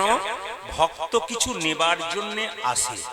শুধু কীর্তন গান পদাবলী তো থাকবে, তার মধ্যে শিক্ষা যদি না থাকে আপনি কি শিখে গেলেন? মহাপ্রভু হাতটা তুলে রইলেন কেন মায়েরা? আমরা হাত তুলি কেন? সবাই থাকাবে। আমরা হাত তুলি কেন? যখন রাস্তা দিয়ে টোটো পেরোই, "ও দাদা, বাজার যাব, আসুন।" আর হাত তুলি কখন? যখন দেখবেন হাতের মধ্যে কোনো বোঝা নেই। তাহলে মহাপ্রভু কি কোনো বোঝা নিয়েছিল? মহাপ্রভুর হাতে কোনো বোঝা দেখতে পেয়েছিলেন? মহাপ্রভু বোঝা নিয়েছিল। প্রশ্ন করবেন দেখতে পেলেন না কেন? যাদের তিনটে চোখ আছে তারা দেখতে পায়, দুটো চোখে দেখতে পায় না। প্রশ্ন করবেন কার তিনটে চোখ আছে? বলছে ডান চোখ আর বাম চোখ জন্মের পরে হয়, আর গুরুদেবের কাছে মন্ত্র নিয়ে আর একটা চোখ হয়। এই জ্ঞান চক্ষু যাদের উদয় হয় তারাই মহাপ্রভুর হরি ভাব। বল, হরি বল। তারা বুঝতে পারে মহাপ্রভু হাত তুলে আছে, বোঝা নিয়ে আছে। ও মায়েরা, এই বোঝাটা কিরকম? যেমন আপনাদের এখানে কীর্তন হচ্ছে, কোনো মেয়ে তার বাবাকে বলছে বাবা প্রদীপ বাবু আসবে, এসো। বাবা মেয়ের বাড়ি এলো, মেয়ে যা যা খেতে ভালোবাসে বাবা কিন্তু তাই তাই নিয়ে আসে সামর্থ্য অনুযায়ী। কিন্তু বলুন তো, বাবা মেয়ের জন্য আর একটা জিনিস আনে, ওটা দেখা যায় না, অনুভব করতে হয়। কি বলুন তো? প্রেম আর ভালোবাসা। বাবা যে মেয়ের প্রতি কি প্রেম আর ভালোবাসা, ওটা দেখা যায় না, অনুভব করা হয়। মহাপ্রভু প্রেমের বোঝা নিয়ে এসেছেন, এটা দেখার জিনিস নয়, এটা নেতাই গৌর হরিবল বলে অনুভবের। তো রাধা কৃষ্ণ মিলিত তনু আমার গৌর হরি, তার মধ্যে উজ্জ্বল নীলকান্তমণি, মানে কি নীল দেখা যায়। একদিকে কৃষ্ণ, একদিকে রাধা, রাধা কৃষ্ণ মিলিত তনু। একটু প্রমাণ দিয়ে দিই। একদিন গোলক বৈকুণ্ঠ ধামে রাধা গোবিন্দ যুগলে শয়ন করে আছেন, আর গোবিন্দের চরণ যুগল রাধারানী সেবা করছে। আর যখনই সেবা করছে অমনি সঙ্গে সঙ্গে কৃষ্ণকে রাধারানী জিজ্ঞেস করছে প্রভু, বলে কি না আমি একটা স্বপ্ন দেখলাম। কি স্বপ্ন দেখলে? না দেখলাম কলির জীবের দ্বারা একটা গৌর মূর্তি ভেসে বেড়াচ্ছে। এই স্বপ্ন দেখলাম কেন? মা ভগবান বললেন রাধে তুমি ভুল স্বপ্ন দেখোনি, তুমি ঠিকই দেখেছো। বলে কেন? আমি কলির জীবের দ্বারে গৌর হব, আরো গৌর হয়ে তোমার প্রেমে ঋণ শোধ করব, ধুলায়ে গড়াগড়ি দিয়ে কেঁদে কেঁদে বেড়াবো। ভগবান বললেন ওগো রাধে, আমি কেঁদে কেঁদে দরে যাই রাধে রাধে বললে কাঁদব। রাধারানী বলল বধূ হে, যে অঙ্গে চন্দন লেপন করতে গিয়ে আমার মনে বড় ভয় হয়, যদি নখের আঁচড় তোমার অঙ্গে লেগে যায়, না জানি তোমার সোনা রঙ্গে কত লাগে। প্রেম দেখুন, কীর্তন হচ্ছে প্রেমের বিষয়, যদি ভেতরে ঢোকাতে পারে। নাচ গান তো আছেই, ভজন করলেন না। আপনার কিছু মনে করবেন না, আসলে প্রতিটি জেলাতে গিয়ে আমাদের অভিজ্ঞতা হয়ে গেছে। নাম করব না, ক্যামেরা হচ্ছে। এমন এমন জেলা আছে, আপনি যতই ভালো কীর্তন করুন, মেয়েরা শেষে বলে দাদা, বলে কি একটি ভুল করলেন। বলে কেন? তিনটে ভজন গাইলেন না, আমরা নাচতে পেলাম না। মানে এত প্রেম ঢালা হলো, ওটা হলো না, একটু নেচে দিলেই ভালো করেছে, ভজন করেছে। ওদের জন্য গাইতে হয় ওখানে। ওদের মানে আমার বাবা বলছেন যে দেবতা যে ফুলে সন্তুষ্ট, সেই দেবতাকে সেই ফুলটাই দাও। আপনাদের এখানে একটু প্রেমের জায়গা তো, তাই বলে রাখি।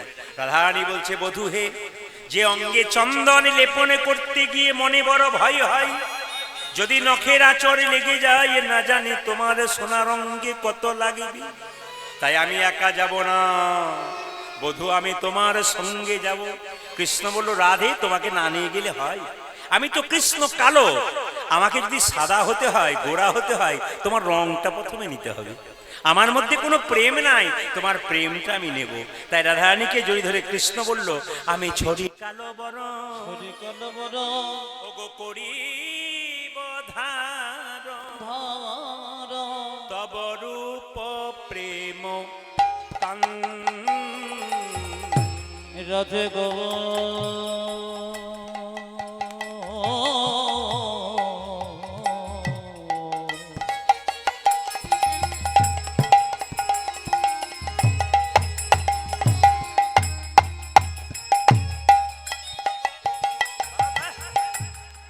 ওগো প্রেমময়ী রাধে,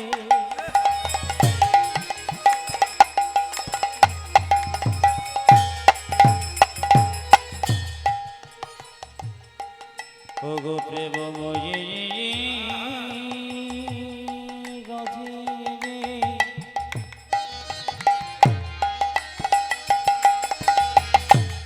ওগো রাধে রাধে গো।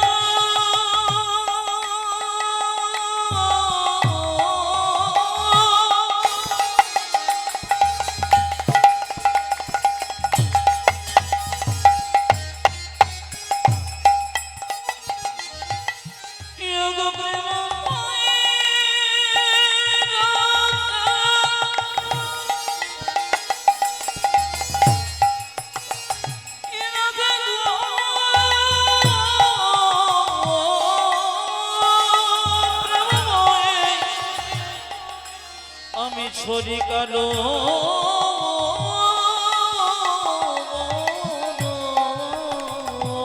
রাধে করিব আরো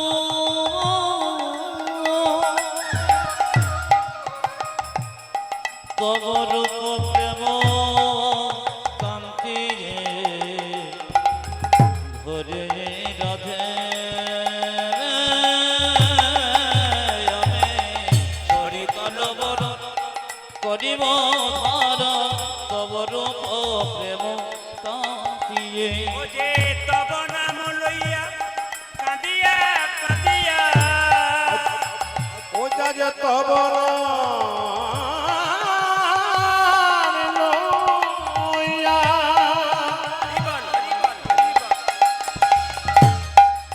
ওই আমি কাঁদিয়া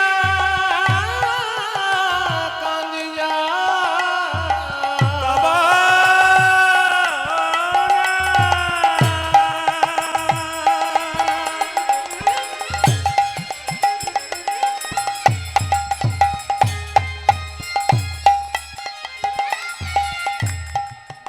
ও যে তব নাম লইয়া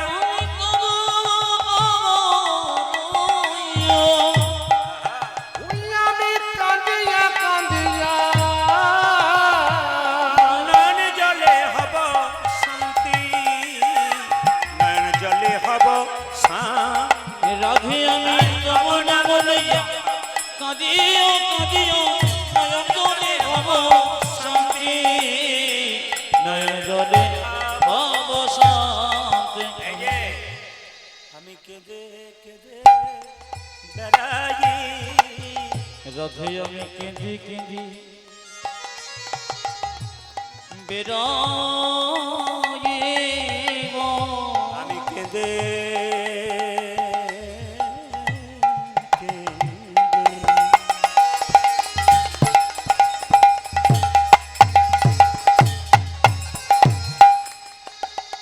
ও যে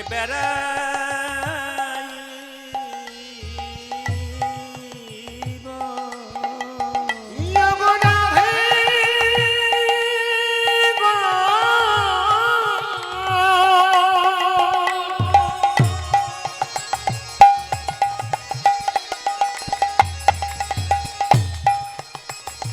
ওই আমি কেঁদে কেঁদে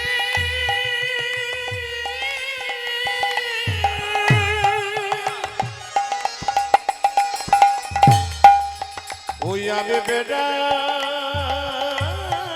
বেড়াইব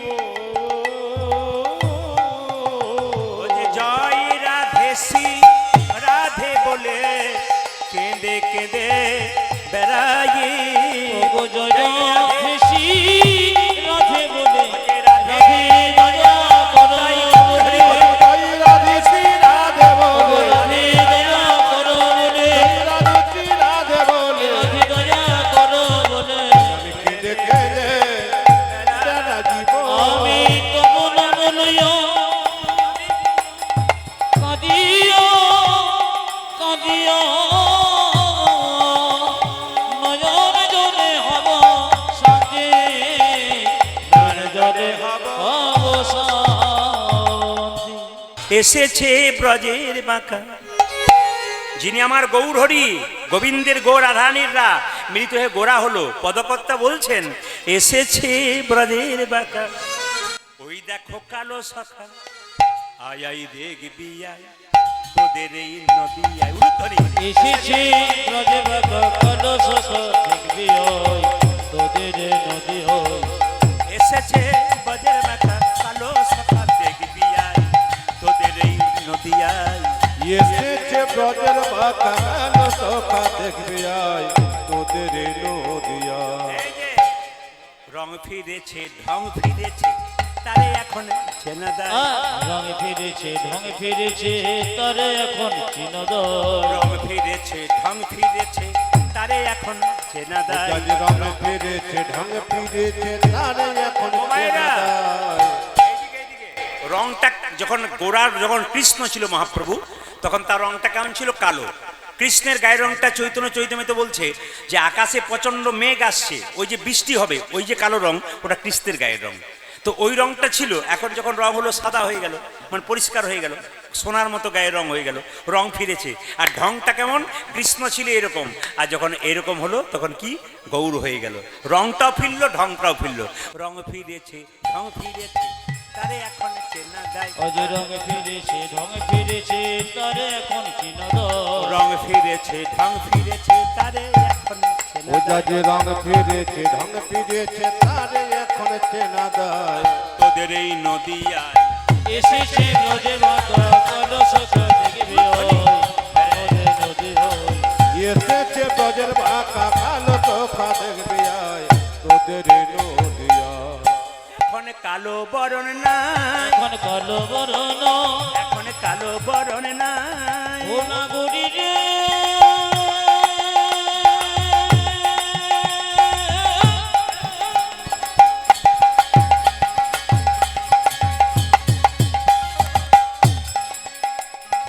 তোরা দেখে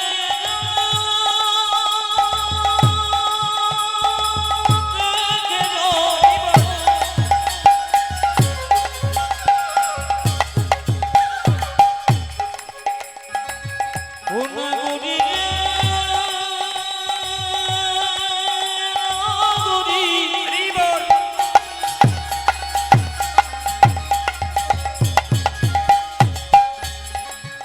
ও নয়ন গরি রে, ও নয়ন গরি রে, ও নয়ন গরি রে, এখন কালো বরণ।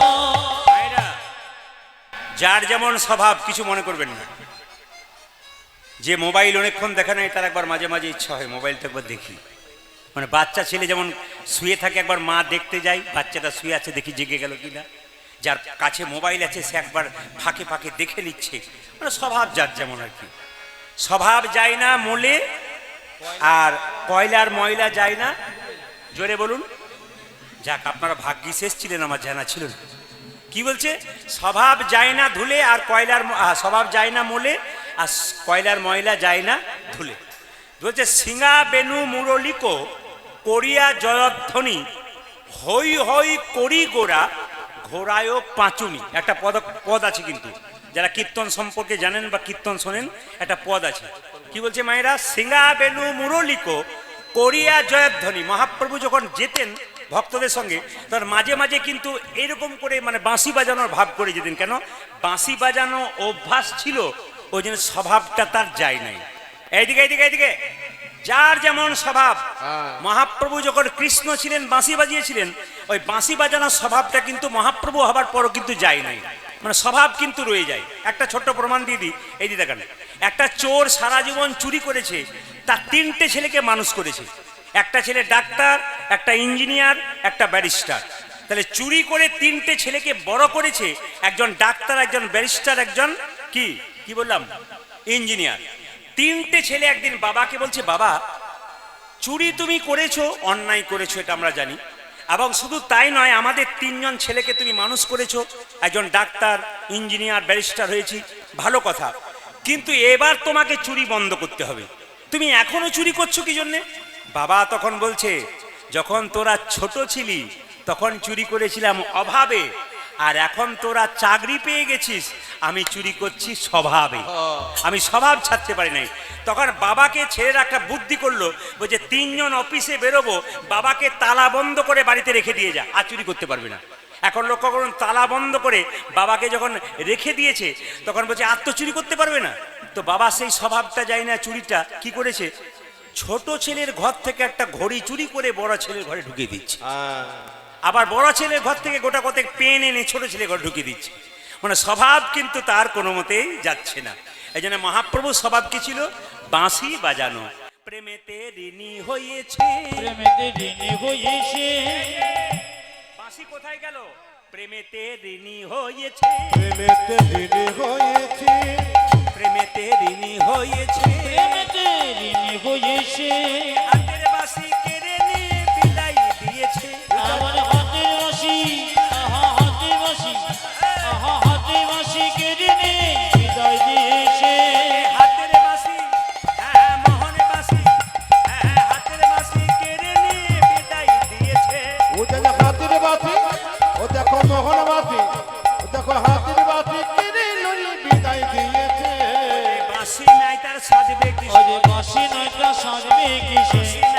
সাজবে ওই কিসে যে বাঁশি নাচে সাজবে কিসে হে রাধার নাম গাই আমাদের নদিয়ায় এসেছে ব্রজে ভাগা কালো সাজা দেখবি ওই আমাদের নদী ওই এসেছে বজের বাঁকা কালো শাখা দেখবি আই তোদের এই নদিয়ায় এসেছে ব্রজের বাঁকা কালো চোখা দেখবে আয় আমাদের নদিয়ায়। এটা একটা পদ্ম।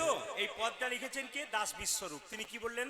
দাস বিশ্বরূপী কয়, দশে বিশ্বরূপী কোন দাস বিশ্বরূপী ও কয়, দাসে বিশ্বরূপে কলি যুগে অবতীর্ণ চৈতন্য গোসাই, আজি কলি যুগে অবতীর্ণ চৈতন্য গোসাই কলি যুগে অবতীর্ণ চৈতন্য গোসাই, কলি যুগে অবতীর্ণ চৈতন্য গোসাই। হরি হরি হরি বলে হরি হরি হরি বলে হরি হরি হরি বলে ভোলাই গড়া গড়ি যাই আমাদের নদী উলুধ্বনি। এসেছে ব্রজে ভাগা কালো সাজা দেখবি ওই আমাদের নদী ওই এসেছে গজের বাঁকা কালো শাখা দেখবি আয় আমাদের নদিয়া। রাধা রানী কি, শ্যাম সুন্দর কি? আপনার জয় বলছেন না ভয় বলছেন বুঝতে পারছি না। রাধা রানী কি, হ্যাঁ শ্যাম সুন্দর কি? আচ্ছা, মহাপ্রভু এলেন তিনটি ইচ্ছা পূর্ণ করবার জন্য। প্রথম ইচ্ছা কি? মায়ের মনোবাসনা। দ্বিতীয় ইচ্ছা কি? কলিজীবকে উদ্ধার। আর তৃতীয় ইচ্ছা কি বাবা? রাধারানীর প্রেম ঋণ শোধ করা। এই যদি আমি ব্যাখ্যা করতে যাই তাহলে এতেই কিন্তু গানটা শেষ হয়ে যাবে, গৌরচন্দিকাতে লীলা যেতে হবে না, এত বড় ব্যাখ্যা আছে। আমি সংক্ষেপে বলে দিই, মহাপ্রভু তিনটি ইচ্ছা পূর্ণ করবার জন্য এলেন। প্রথম ইচ্ছা কি? অধম জীবকে হরিনাম দেওয়া। আশ্চর্যের ব্যাপার, শুনলে চমকে যাবেন। মহাপ্রভু দাদা নিত্যানন্দ হরিনাম দিতে দিতে বললেন, যারা যারা হরিনাম করবে তাদের তিনটে নিয়ম পালন করতে হবে। বলবো না, বাদ দিয়ে দেবো? পারবেন না বলে লাভ কি আছে? কারণ আপনারা সব ঘোষ আছেন এখানে, বললেই তো লাঠি নিয়ে তেড়ে আসবে আমাকে। কারণ একটা জিনিস মহাপ্রভু নিতাই চাঁদ বলেছে, ওই জন্য ওটা কিন্তু বলা যাবে না। আচ্ছা বলেই ফেলি, না কি বলছেন? মহাপ্রভু নিতাই চাঁদের কথা তো বলতে ক্ষতি কি আছে? আপনাদের আনন্দের জন্যই বলি। নিতাই চাঁদ বললো, যারা যারা হরিনাম করবে তারা প্রথম হচ্ছে নিরামিষ খেতে হবে। কারা কারা নিরামিষ খেতে পারবেন হাত তুলুন তো। বলে হরিনামে দু তিন কোনো রকমের জীবটাকে দড়ি দিয়ে বেঁধে রেখেছি, একবার হরিনাম পেরোক তারপর দেখুন কি অবস্থা হয়। না না, তাহলে নিরামিষ খেতে হবে। কে বললো? আমি নই, নিতাই চাঁদ। আর দ্বিতীয় কি? কলির জীব বললো নিরামিষ খেতে পারবো না, তুমি হরিনাম দেবে কি না দেবে তোমার ব্যাপার। নিতাই চাঁদ বললো দ্বিতীয় হচ্ছে মিথ্যে কথা বলা ছাড়তে হবে। আপনার মিথ্যে কথা বলা ছাড়তে পারবেন? কেউ পারবেন? মাথা নাড়াচ্ছেন, পারবেন না। কিন্তু কখনো কখনো মিথ্যা কথা বলা হয় যায়, কখনো কখনো মিথ্যা কথা বলাটাই ঠিক হয়। কখন বলুন তো? ধরুন একটা লোককে লাঠি নিয়ে একজন তেড়ে যাচ্ছে, যে লোকটাকে মারবে সেই লোকটা আপনার চোখের সামনে পেরিয়ে গেল। যে মারবে সে যদি বলে ভাই এইদিকে লোকটা গেল, আপনি কি বলবেন? না আমি দেখি নাই। তার মানে কি? একজনের প্রাণ বাঁচানোর তাগিদে মাঝে মাঝে মিথ্যে কথা বলা উচিত হয়। কিন্তু বললো মিথ্যে কথা বলা ছাড়তে হবে। মায়েরা, মিথ্যে কথা বলা ছাড়তে পারবেন না কেউ। কেন না? ঈশ্বরচন্দ্র বিদ্যাসাগর একটা বই আছে, বইটার নাম কি? বর্ণ পরিচয়। তাতে লেখা আছে সদা সর্বদা সত্য কথা বলিবে। একটা ছেলেকে তার বাবা সকাল 9টা পর্যন্ত পড়াচ্ছে, পর সব সময় সত্য কথা বলতে হয়। ছেলে খালি একটা লাইনই মুখস্থ করছে, সব সময় সত্য কথা বলতে হয়, সত্য কথা বলতে হয়। ছেলে যখন রাস্তায় খেলা করছে, পাওনাদার জিজ্ঞেস করছে খোকা তোর বাবা বাড়িতে আছে? গিয়ে বললো বাবা তোমাকে পাওনাদার ডাকছে। তখন পাওনাদার বাবা বলে উঠলো, বলে দিয়ে আমি বাড়িতে নাই। তখন ছেলে বললো পাওনাদার বাবা বললো যে বাবা বাড়িতে নাই। এখন বাবার সঙ্গে পাওনাদারের ঝগড়া হয়ে গেল। শেষে ছেলেকে বাবা বলছে তুই যে সত্য কথাটা বলে দিলি। ছেলে বলছে বাবা তুমি তো সকালে পড়াচ্ছিলে সবসময় সত্য কথা বলতে হয়। বলছে বোকা, ওটা বই পড়ে মুখস্থ করে চাকরি পাওয়ার জন্য পড়াচ্ছিলাম, বাস্তবে ব্যবহার করার জন্য নয়। তাহলে আমরা কিন্তু মিথ্যে কথা বলি কেন বলুন তো? আমরা সদা সর্বদা সত্য কথা বলতে হয়, এটা কিন্তু পড়ি, কিন্তু আমরা বলি না। তাহলে পারবো না। তৃতীয় বলছে, যেটা আপনাদের খুব কষ্ট লাগবে, নিতাই চাঁদ বললো গাভী দহন বন্ধ করতে হবে।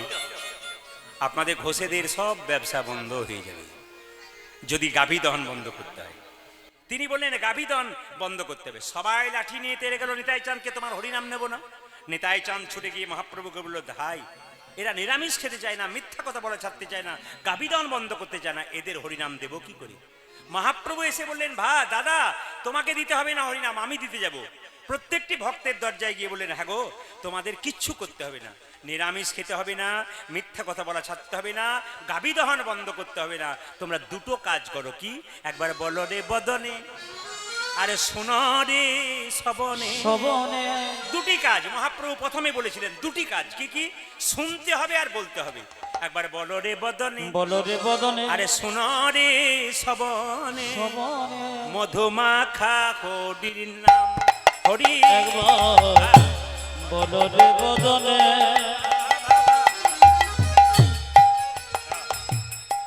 শোনো রে শোভনে,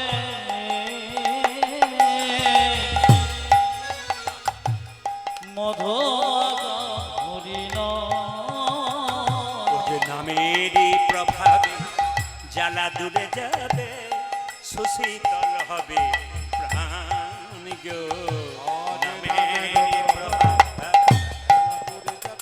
ওরে জল দূরে যাবে, শোষিতলে হবে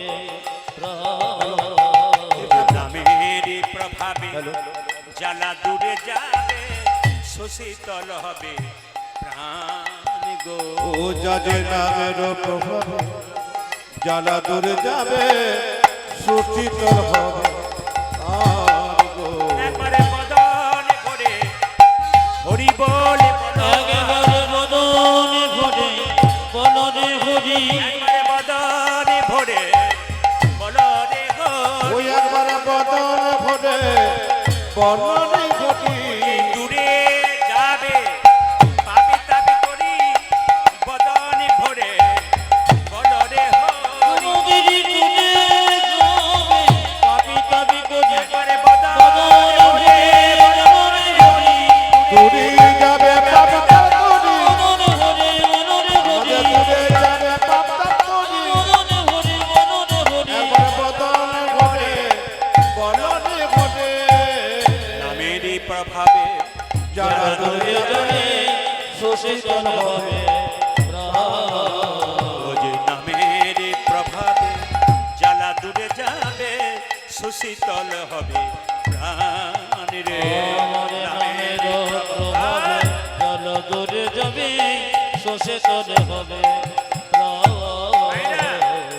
মহাপ্রভু একটা দামি কথা বললেন, শুনবেন ভালো করে।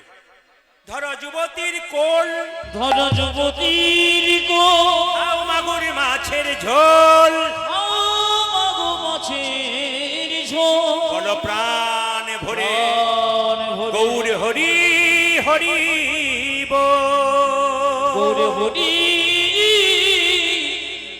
হরি হরি কথাটা শুনে যাদের খটকা লাগলো তারা হাত তুলতে পারলো না, আর যারা খটকা লাগলো না হাত তুলে দিলেন। যুবতীর কোল ধরো মাগুর মাছের ঝোল খাও আর হরি বলবো, বাবারা জানেন। আপনারা যারা কম বয়সের কীর্তন শুনছেন তাদের শুনতে অসুবিধা হবে এগুলো কি বলছে, কিন্তু যারা জানেন তারা আগে থেকে মাথা নড়িয়ে দিয়েছে আর কি, তার মানে তারা জেনে গেছেন। একটু মন দিয়ে শুনবেন। ধরো যুবতীর কোল খাও মাগুর মাছের ঝোল, বলো হরি বল। এখন কলিযুগের ভক্ত বললো, প্রভু এটা তোমার দাদা কালকে বলে নাই কেন? আমি তো কালই হরি বল বলে দিতাম। সবাই আনন্দে চলে গেল, কিন্তু একজন বৃদ্ধ ব্যক্তি ছুটে এসে মহাপ্রভুকে বলল, প্রভু তুমি যে যুবতীর কোল ধরতে বললে, আমার তো 80 বছর বয়স, চামড়া জড়ো হয়ে গেছে, আমি যুবতীর কোল ধরবো কি করে? তুমি যে মাগুর মাছের ঝোল খেতে বললে, আমার জীবের স্বাদ নাই, আমি মাগুর মাছের ঝোল খাবো কি করে?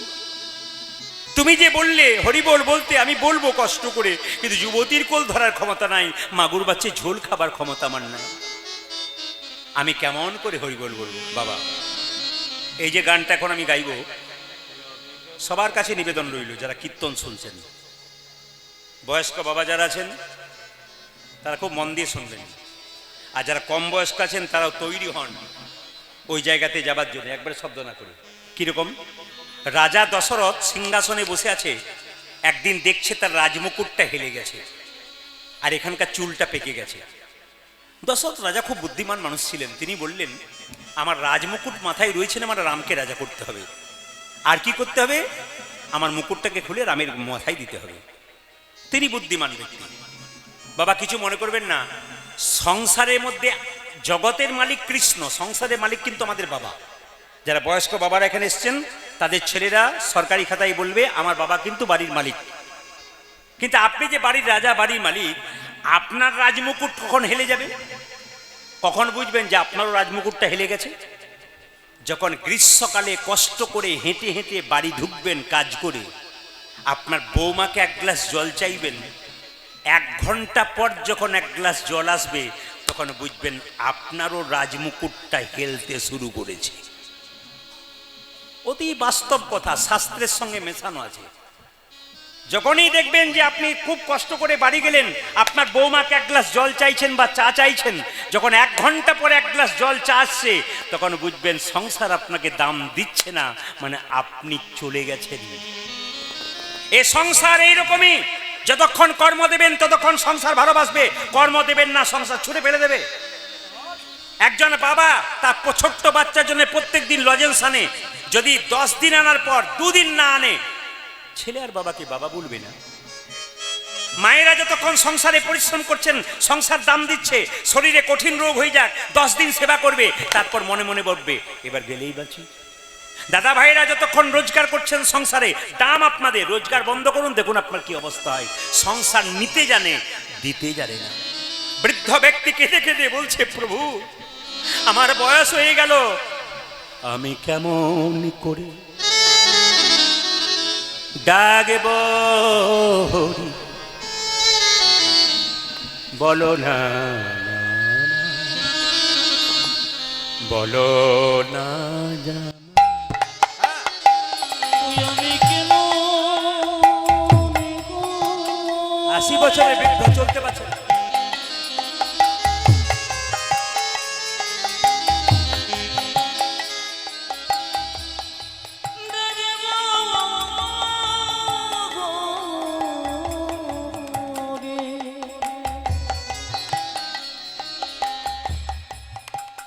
বলো গো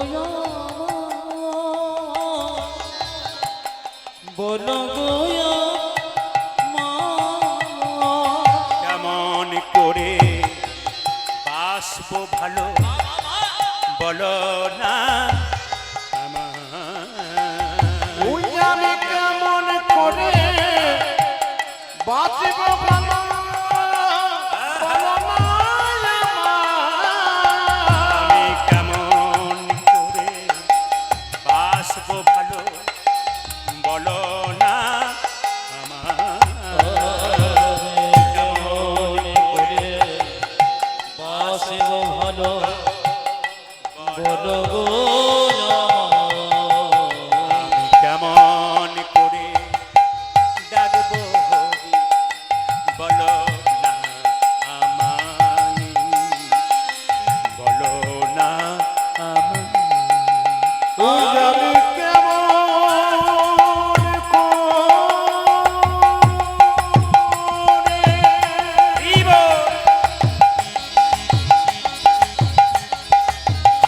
ওই আমি ডাকিব হরি, বলো না আমায়, বলো না আমায়। তুমি নাকি দয়াল ঠাকুর, দয়া করো আমারে, আমি পতি পড়ে আছি, কৃপা করো মাঝে।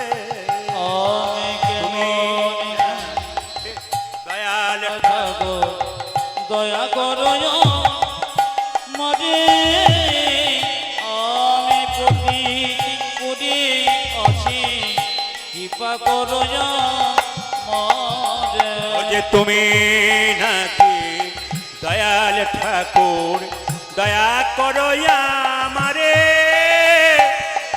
আমি পতিত পড়ে আছি, কৃপা করো আমারে। ও যাজে তুমি নাকি দয়ার ঠাকুর, দয়া করো মাঝে, আমি প্রতি পড়ে আছি, কৃপা করো মাঝে। আমি কেমন করে ডাকবো হরি, বলো না আমায়, বলো না আমায়। ওই আমি কেমন করে ডাকিব হরি, বলো গো আমার, বলো গো আমার। ওই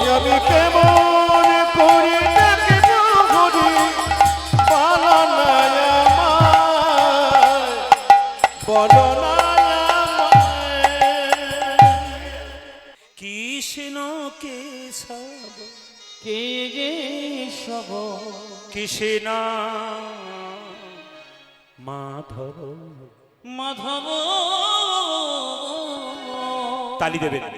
সুধা মাখা এই নাম হরি নাম, মধু মাখা এই নাম নাম নাম নাম। হরে সবাই কৃষ্ণ হালকা করে তালি দেবেন। বাহ। কে যে সব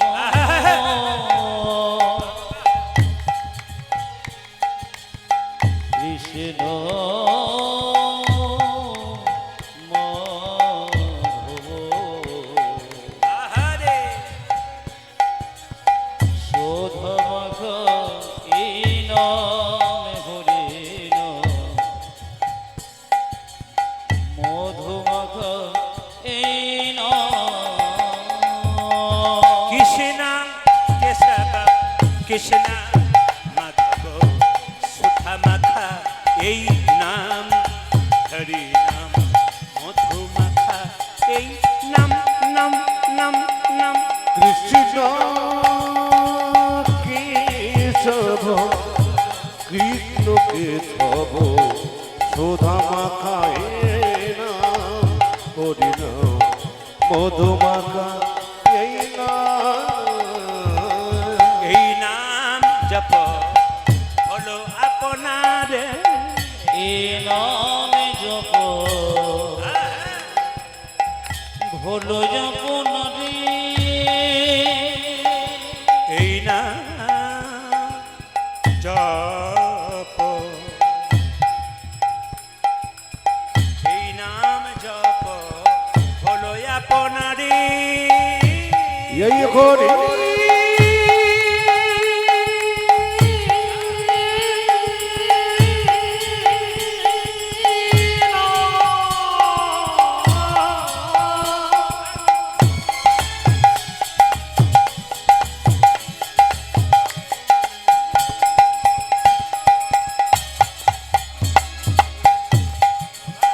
এই মধুমাখা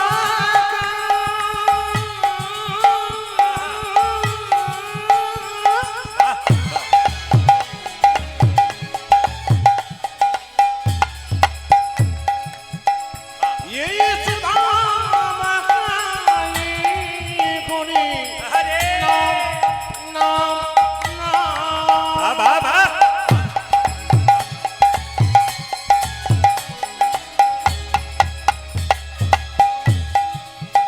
এই নামে দেবা করে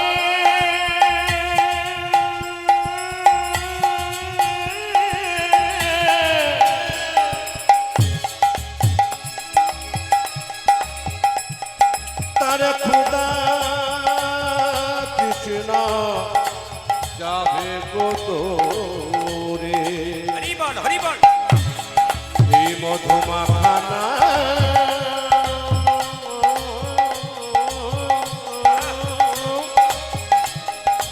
এই সুধা মাখা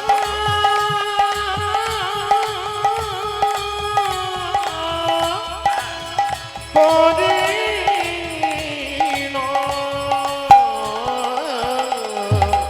এই নাম যত হলো আপনারে এই নাম জপ হলো আপনারে। এই নাম জপ হলো যপন রে দূরে যাবে দিশা প্রেম পারাবারে। এই নাম জপ হলো আপনারে দূরে যাবে কিষান এই মামারা পারে জপরে জপরে জপরে অজ জপরি জপরি জপরি রসন জপরে জপরে জপরে ও জজ জপরে জপরে জপরে রচনা সোধা মাখা এই নাম হরি নাম, মধু মাখা এই নাম নাম। উলুধ্বনি উলুধ্বনি। আজ কৃষ্ণ কেশব কৃষ্ণ মধুমগ হে রাম জপনা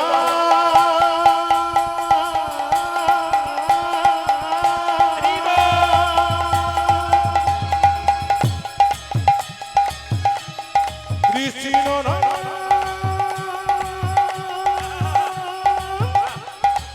এই মধুমাতা হরি নাম।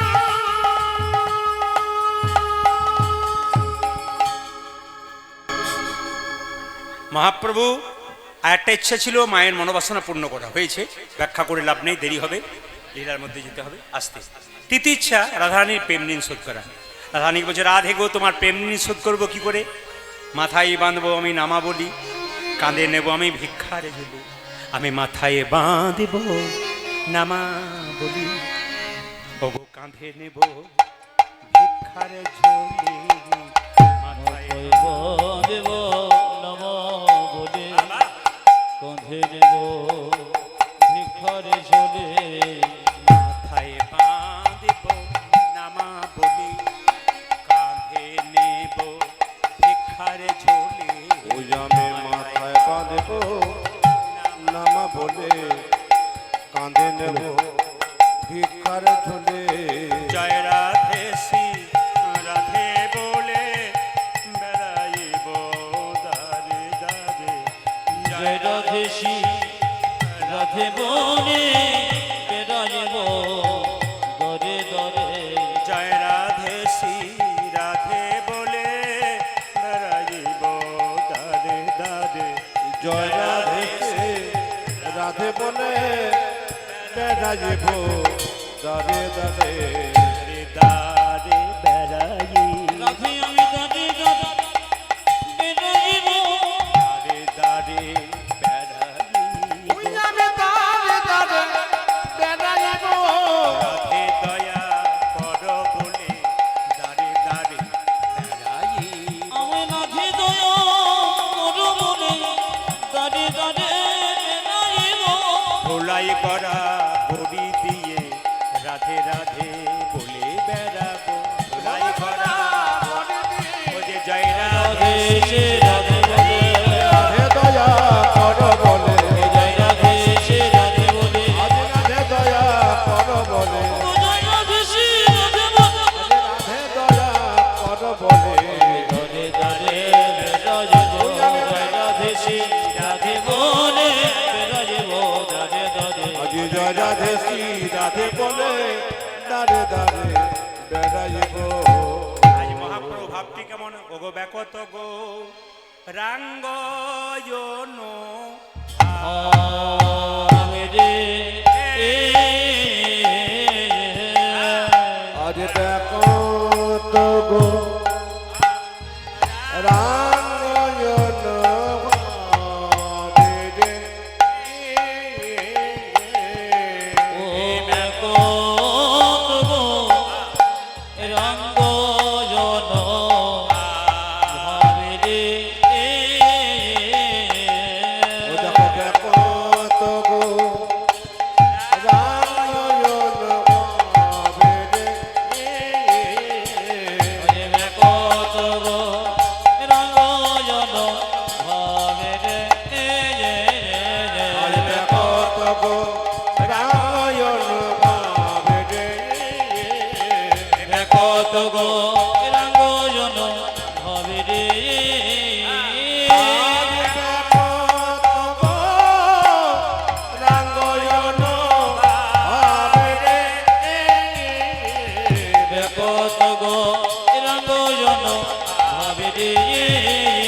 দেখো তো গো রাঙ্গয়ন ভাবে রে। দেখো তবু রঙ্গ জন ভাবে রে। তাই গৌর হরি বল হরি রাঙ্গয়ন ভাবে রে।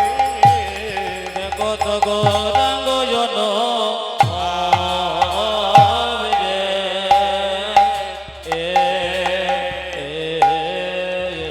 ও দেখো তবু রঙ্গ। সবাই মিলে একবার বলুন রাধা রানী কি। কমিটির কাছে একটা নির্দেশ আছে, কমিটির ভাইরা যারা আছেন তারা একটু শুনবেন। একটা নির্দেশ আছে, আপনারা একটা ছোট্ট ফ্যান এখানে দিয়ে যান, কারণ প্রচণ্ড গরম, এখানে কোনো হাওয়া আসছে না, এখানে অবস্থা খুব খারাপ, কিন্তু একবারে মনে হচ্ছে গরমে একবারে প্রচণ্ড কষ্ট এই জায়গাটাতে। তাই কমিটিকে বলবো, কমিটির যারা আছেন একটা এক্সট্রা ফ্যানের ব্যবস্থা করুন। এই ফ্যানটার হাওয়া কিন্তু এই পর্যন্ত পৌঁছাচ্ছে না, তাই কৃপা করে একটি ফ্যান এখানে ব্যবস্থা করুন, প্রচণ্ড গরম, থাকা যাচ্ছে না এই জায়গায়। জোরে বলুন রাধে রাধে, একবার বলুন রাধে রাধে, একটু জোরে বলুন, আরো জোরসে বলনা পারেগা, দোনো হাত ওঠাকে বলো। এমনভাবে বলছেন যেন 3 দিন খান নাই বোধ হয়। আরে হিন্দুর ছেলে, জোরে বলবেন, জোরে বলুন, কি বলবেন জোরে বলুন। কাল সকাল থেকে একজন একজনকে দেখবেন, জোরে বলুন কি বলবেন। সকাল থেকে হ্যালো বাদ দিয়ে ফোনে কি বলবেন। যাকে রাধে রাধে বলবেন সে তো বলবে তুই কবে থেকে হলি, বলে আমি আজ থেকে হলাম, তুইও চালু করে দে। জোরে বলুন রাধে রাধে, আরেকবার বলুন রাধে রাধে। চলো রে মন বৃন্দাবন ধাম, চলুন আমরা রাধার নাম করতে যাই। চলো রে মন বৃন্দাবন ধাম, রতি যা রাধে রাধে নাম, मिलेंगे कुंज बिहारी, मिलेंगे राधा प्यारी। চলো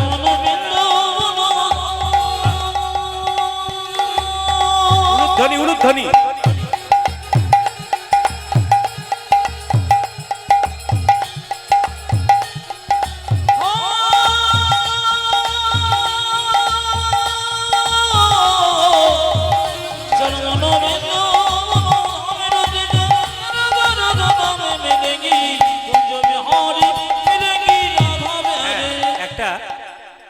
বিশেষ নিবেদন আছে আপনাদের কাছে। আপনাদের এই কিশোরপুর গ্রামে কীর্তন করার জায়গা ছিল না, আপনাদের কিশোরপুর গ্রামে কীর্তনের অনুষ্ঠান হবার কোনো জায়গা ছিল না। তো কমিটির ভাইরা অক্লান্ত পরিশ্রম করে এই জায়গাটাকে কিনে নিয়েছে, 1 নম্বর। 2 নম্বর, একটা মন্দির তৈরি করার প্রচেষ্টায় আছেন। হিন্দু গ্রামগুলোতে যত মন্দির হবে তত কিন্তু আমরা খুশির খবর আমাদের। তো এখানকার ছেলেরা বা কমিটির ভাইয়েরা যে এত সুন্দর উদ্যোগ নিয়েছেন যে একটা মন্দির তৈরি করার, আমি আপনাদের বলবো আপনাদের এই দানের দ্বারা কিন্তু এত বড় অনুষ্ঠান। দেখুন আপনারা দান দিয়েছেন, ওনারা 1 মাস 2 মাস ধরে ঘর সংসারে কাজ ত্যাগ করে এই অনুষ্ঠানটাকে করছেন। এত বড় অনুষ্ঠান, এত সুন্দর প্যান্ডেল, এত সুন্দর মাইক, যিনি মাইক বাজাচ্ছেন সে মাইক তো আমার সঙ্গে অনেকবার বাজিয়েছে, তার সঙ্গে আমার সম্পর্ক খুব ভালো। যিনি মাইকম্যান তার সঙ্গে ফোনে আমার মাঝে মাঝে কথাও হয়। তো খুব ভালো মাইক সেট ওনার, আর সুন্দর আপনাদের ব্যবস্থা। তাই বলবো যে কমিটির ভাইয়েরা আপনাদের কাছে এখনই আঁচল পাতবে। আপনারা কীর্তন চলাকালীন 1টাও টাকা আমাকে দেবেন না। কেউ কীর্তন চলতে চলতে 100 টাকা, 50 টাকা, 10 টাকা আমার কাছে কৃপা করে আসবেন না। ওটা আমাকে বাদ দিয়ে ওই ছেলেগুলোকে দিন। এতে অনেক কাজ হবে আপনাদের, একটা মন্দির হবে। আমাকে দিয়ে কোনো লাভ নেই, লাভটা তাদেরকে দিয়ে, যে তারা যদি একটু 10 টাকাও পায়। বলে না বিন্দু বিন্দু করতে করতে একদিন সিন্ধু হয় নাকি বাবা। তো এই জন্য বারবার বললাম আপনারা যে যেমন পারবেন চেষ্টা করবেন। বাড়িতে তো মন্দির করতে পারছেন না, কিংবা 5 জনকে সেবা দিতে পারছেন না, তা আপনার টাকার দ্বারা যদি 5 জন 10 জন সেবা হয়, একটা সুন্দর মন্দির হয়, আপনি করবেন না কেন? যে টাকাটা আপনারা রোজগার করছেন ভগবানের কৃপাতেই করছেন। তা ভগবানের টাকা, ভগবানের দেওয়া টাকা ভগবানের কাজে লাগান, এটা আমরা চাইবো। তবে আপনার কৃপা, আরে বাবা, আপনার কৃপা করে টুংটাং শব্দ হয় ওগুলো দেবেন না। এমন দেবেন যেন শব্দ না হয়, মানে বুঝতে পেরেছেন বোধহয়। ভালো জিনিস দেবেন, ভালো জিনিস তৈরি হবে। তাই আসুন, আমার কমিটির ভাইরা যাচ্ছে, আপনার সবাই হাততালি দিয়ে গাইবেন। চলো রে মন বৃন্দাবন ধাম, রতি যা রাধে রাধে নাম, মিলেंगे बिहारी, मिलेंगे राधा प्यारी, मिलेंगे बिहारी, मिलेंगे राधा प्यारी। চলো মন বৃন্দাবন ধাম,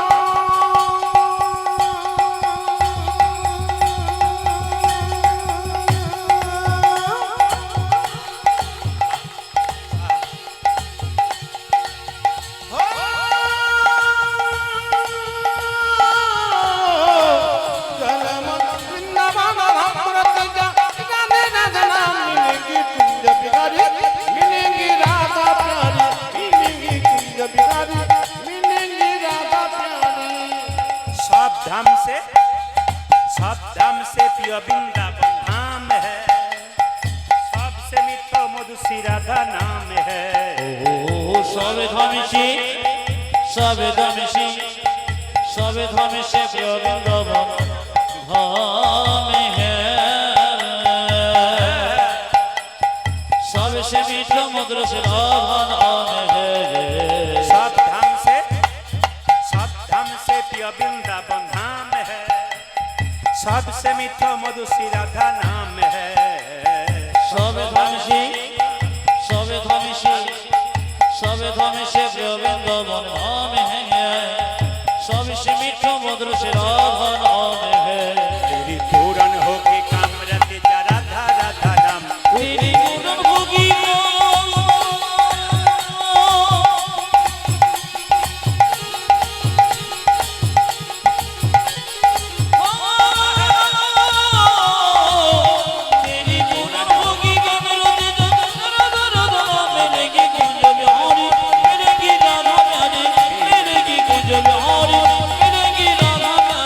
চরম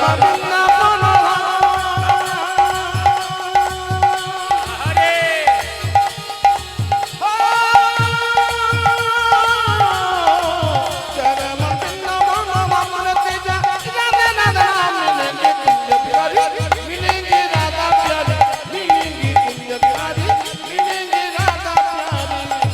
मायरा प्रार्थने से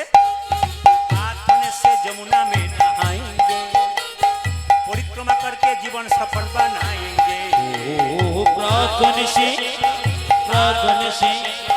प्रार्थने से जमुना में न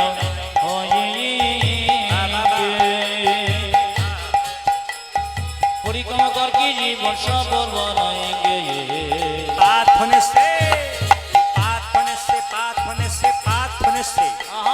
प्रार्थने से जमुना में नहाएंगे परिक्रमा करके जीवन सफल बनाएंगे ও প্রাত হলেতে ও দেখো প্রাত হলেতে ও দেখো প্রাত হলেতে যমুনা মেনা आएंगे परिक्रमा करके जीवन सफल बनाएंगे तेरी पूरन होके काम रति जा राधा राधा नाम तेरी पूर्ण होगी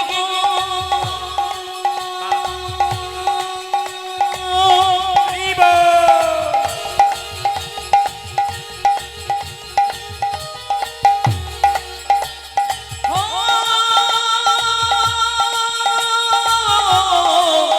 तेरी पूर्ण होगी मिलेंगे गुंजल हरि मिलेंगी राधा उलुध्वनि उलुध्वनि मिलेंगी गुंजल हरि मिलेंगी राधा प्यारे चरम धमरत जरा मिलेंगे कुंज बिहारी मिलेंगी राधा प्यारी मिलेंगी कुंज बिहारी मिलेंगी राधा प्यारी मिलेंगी गुंजल हरि मिलेंगी राधा प्यारे कुंज बिहारी मिलेंगी राधा प्यारी একবার জোরে বলুন রাধা রানী কি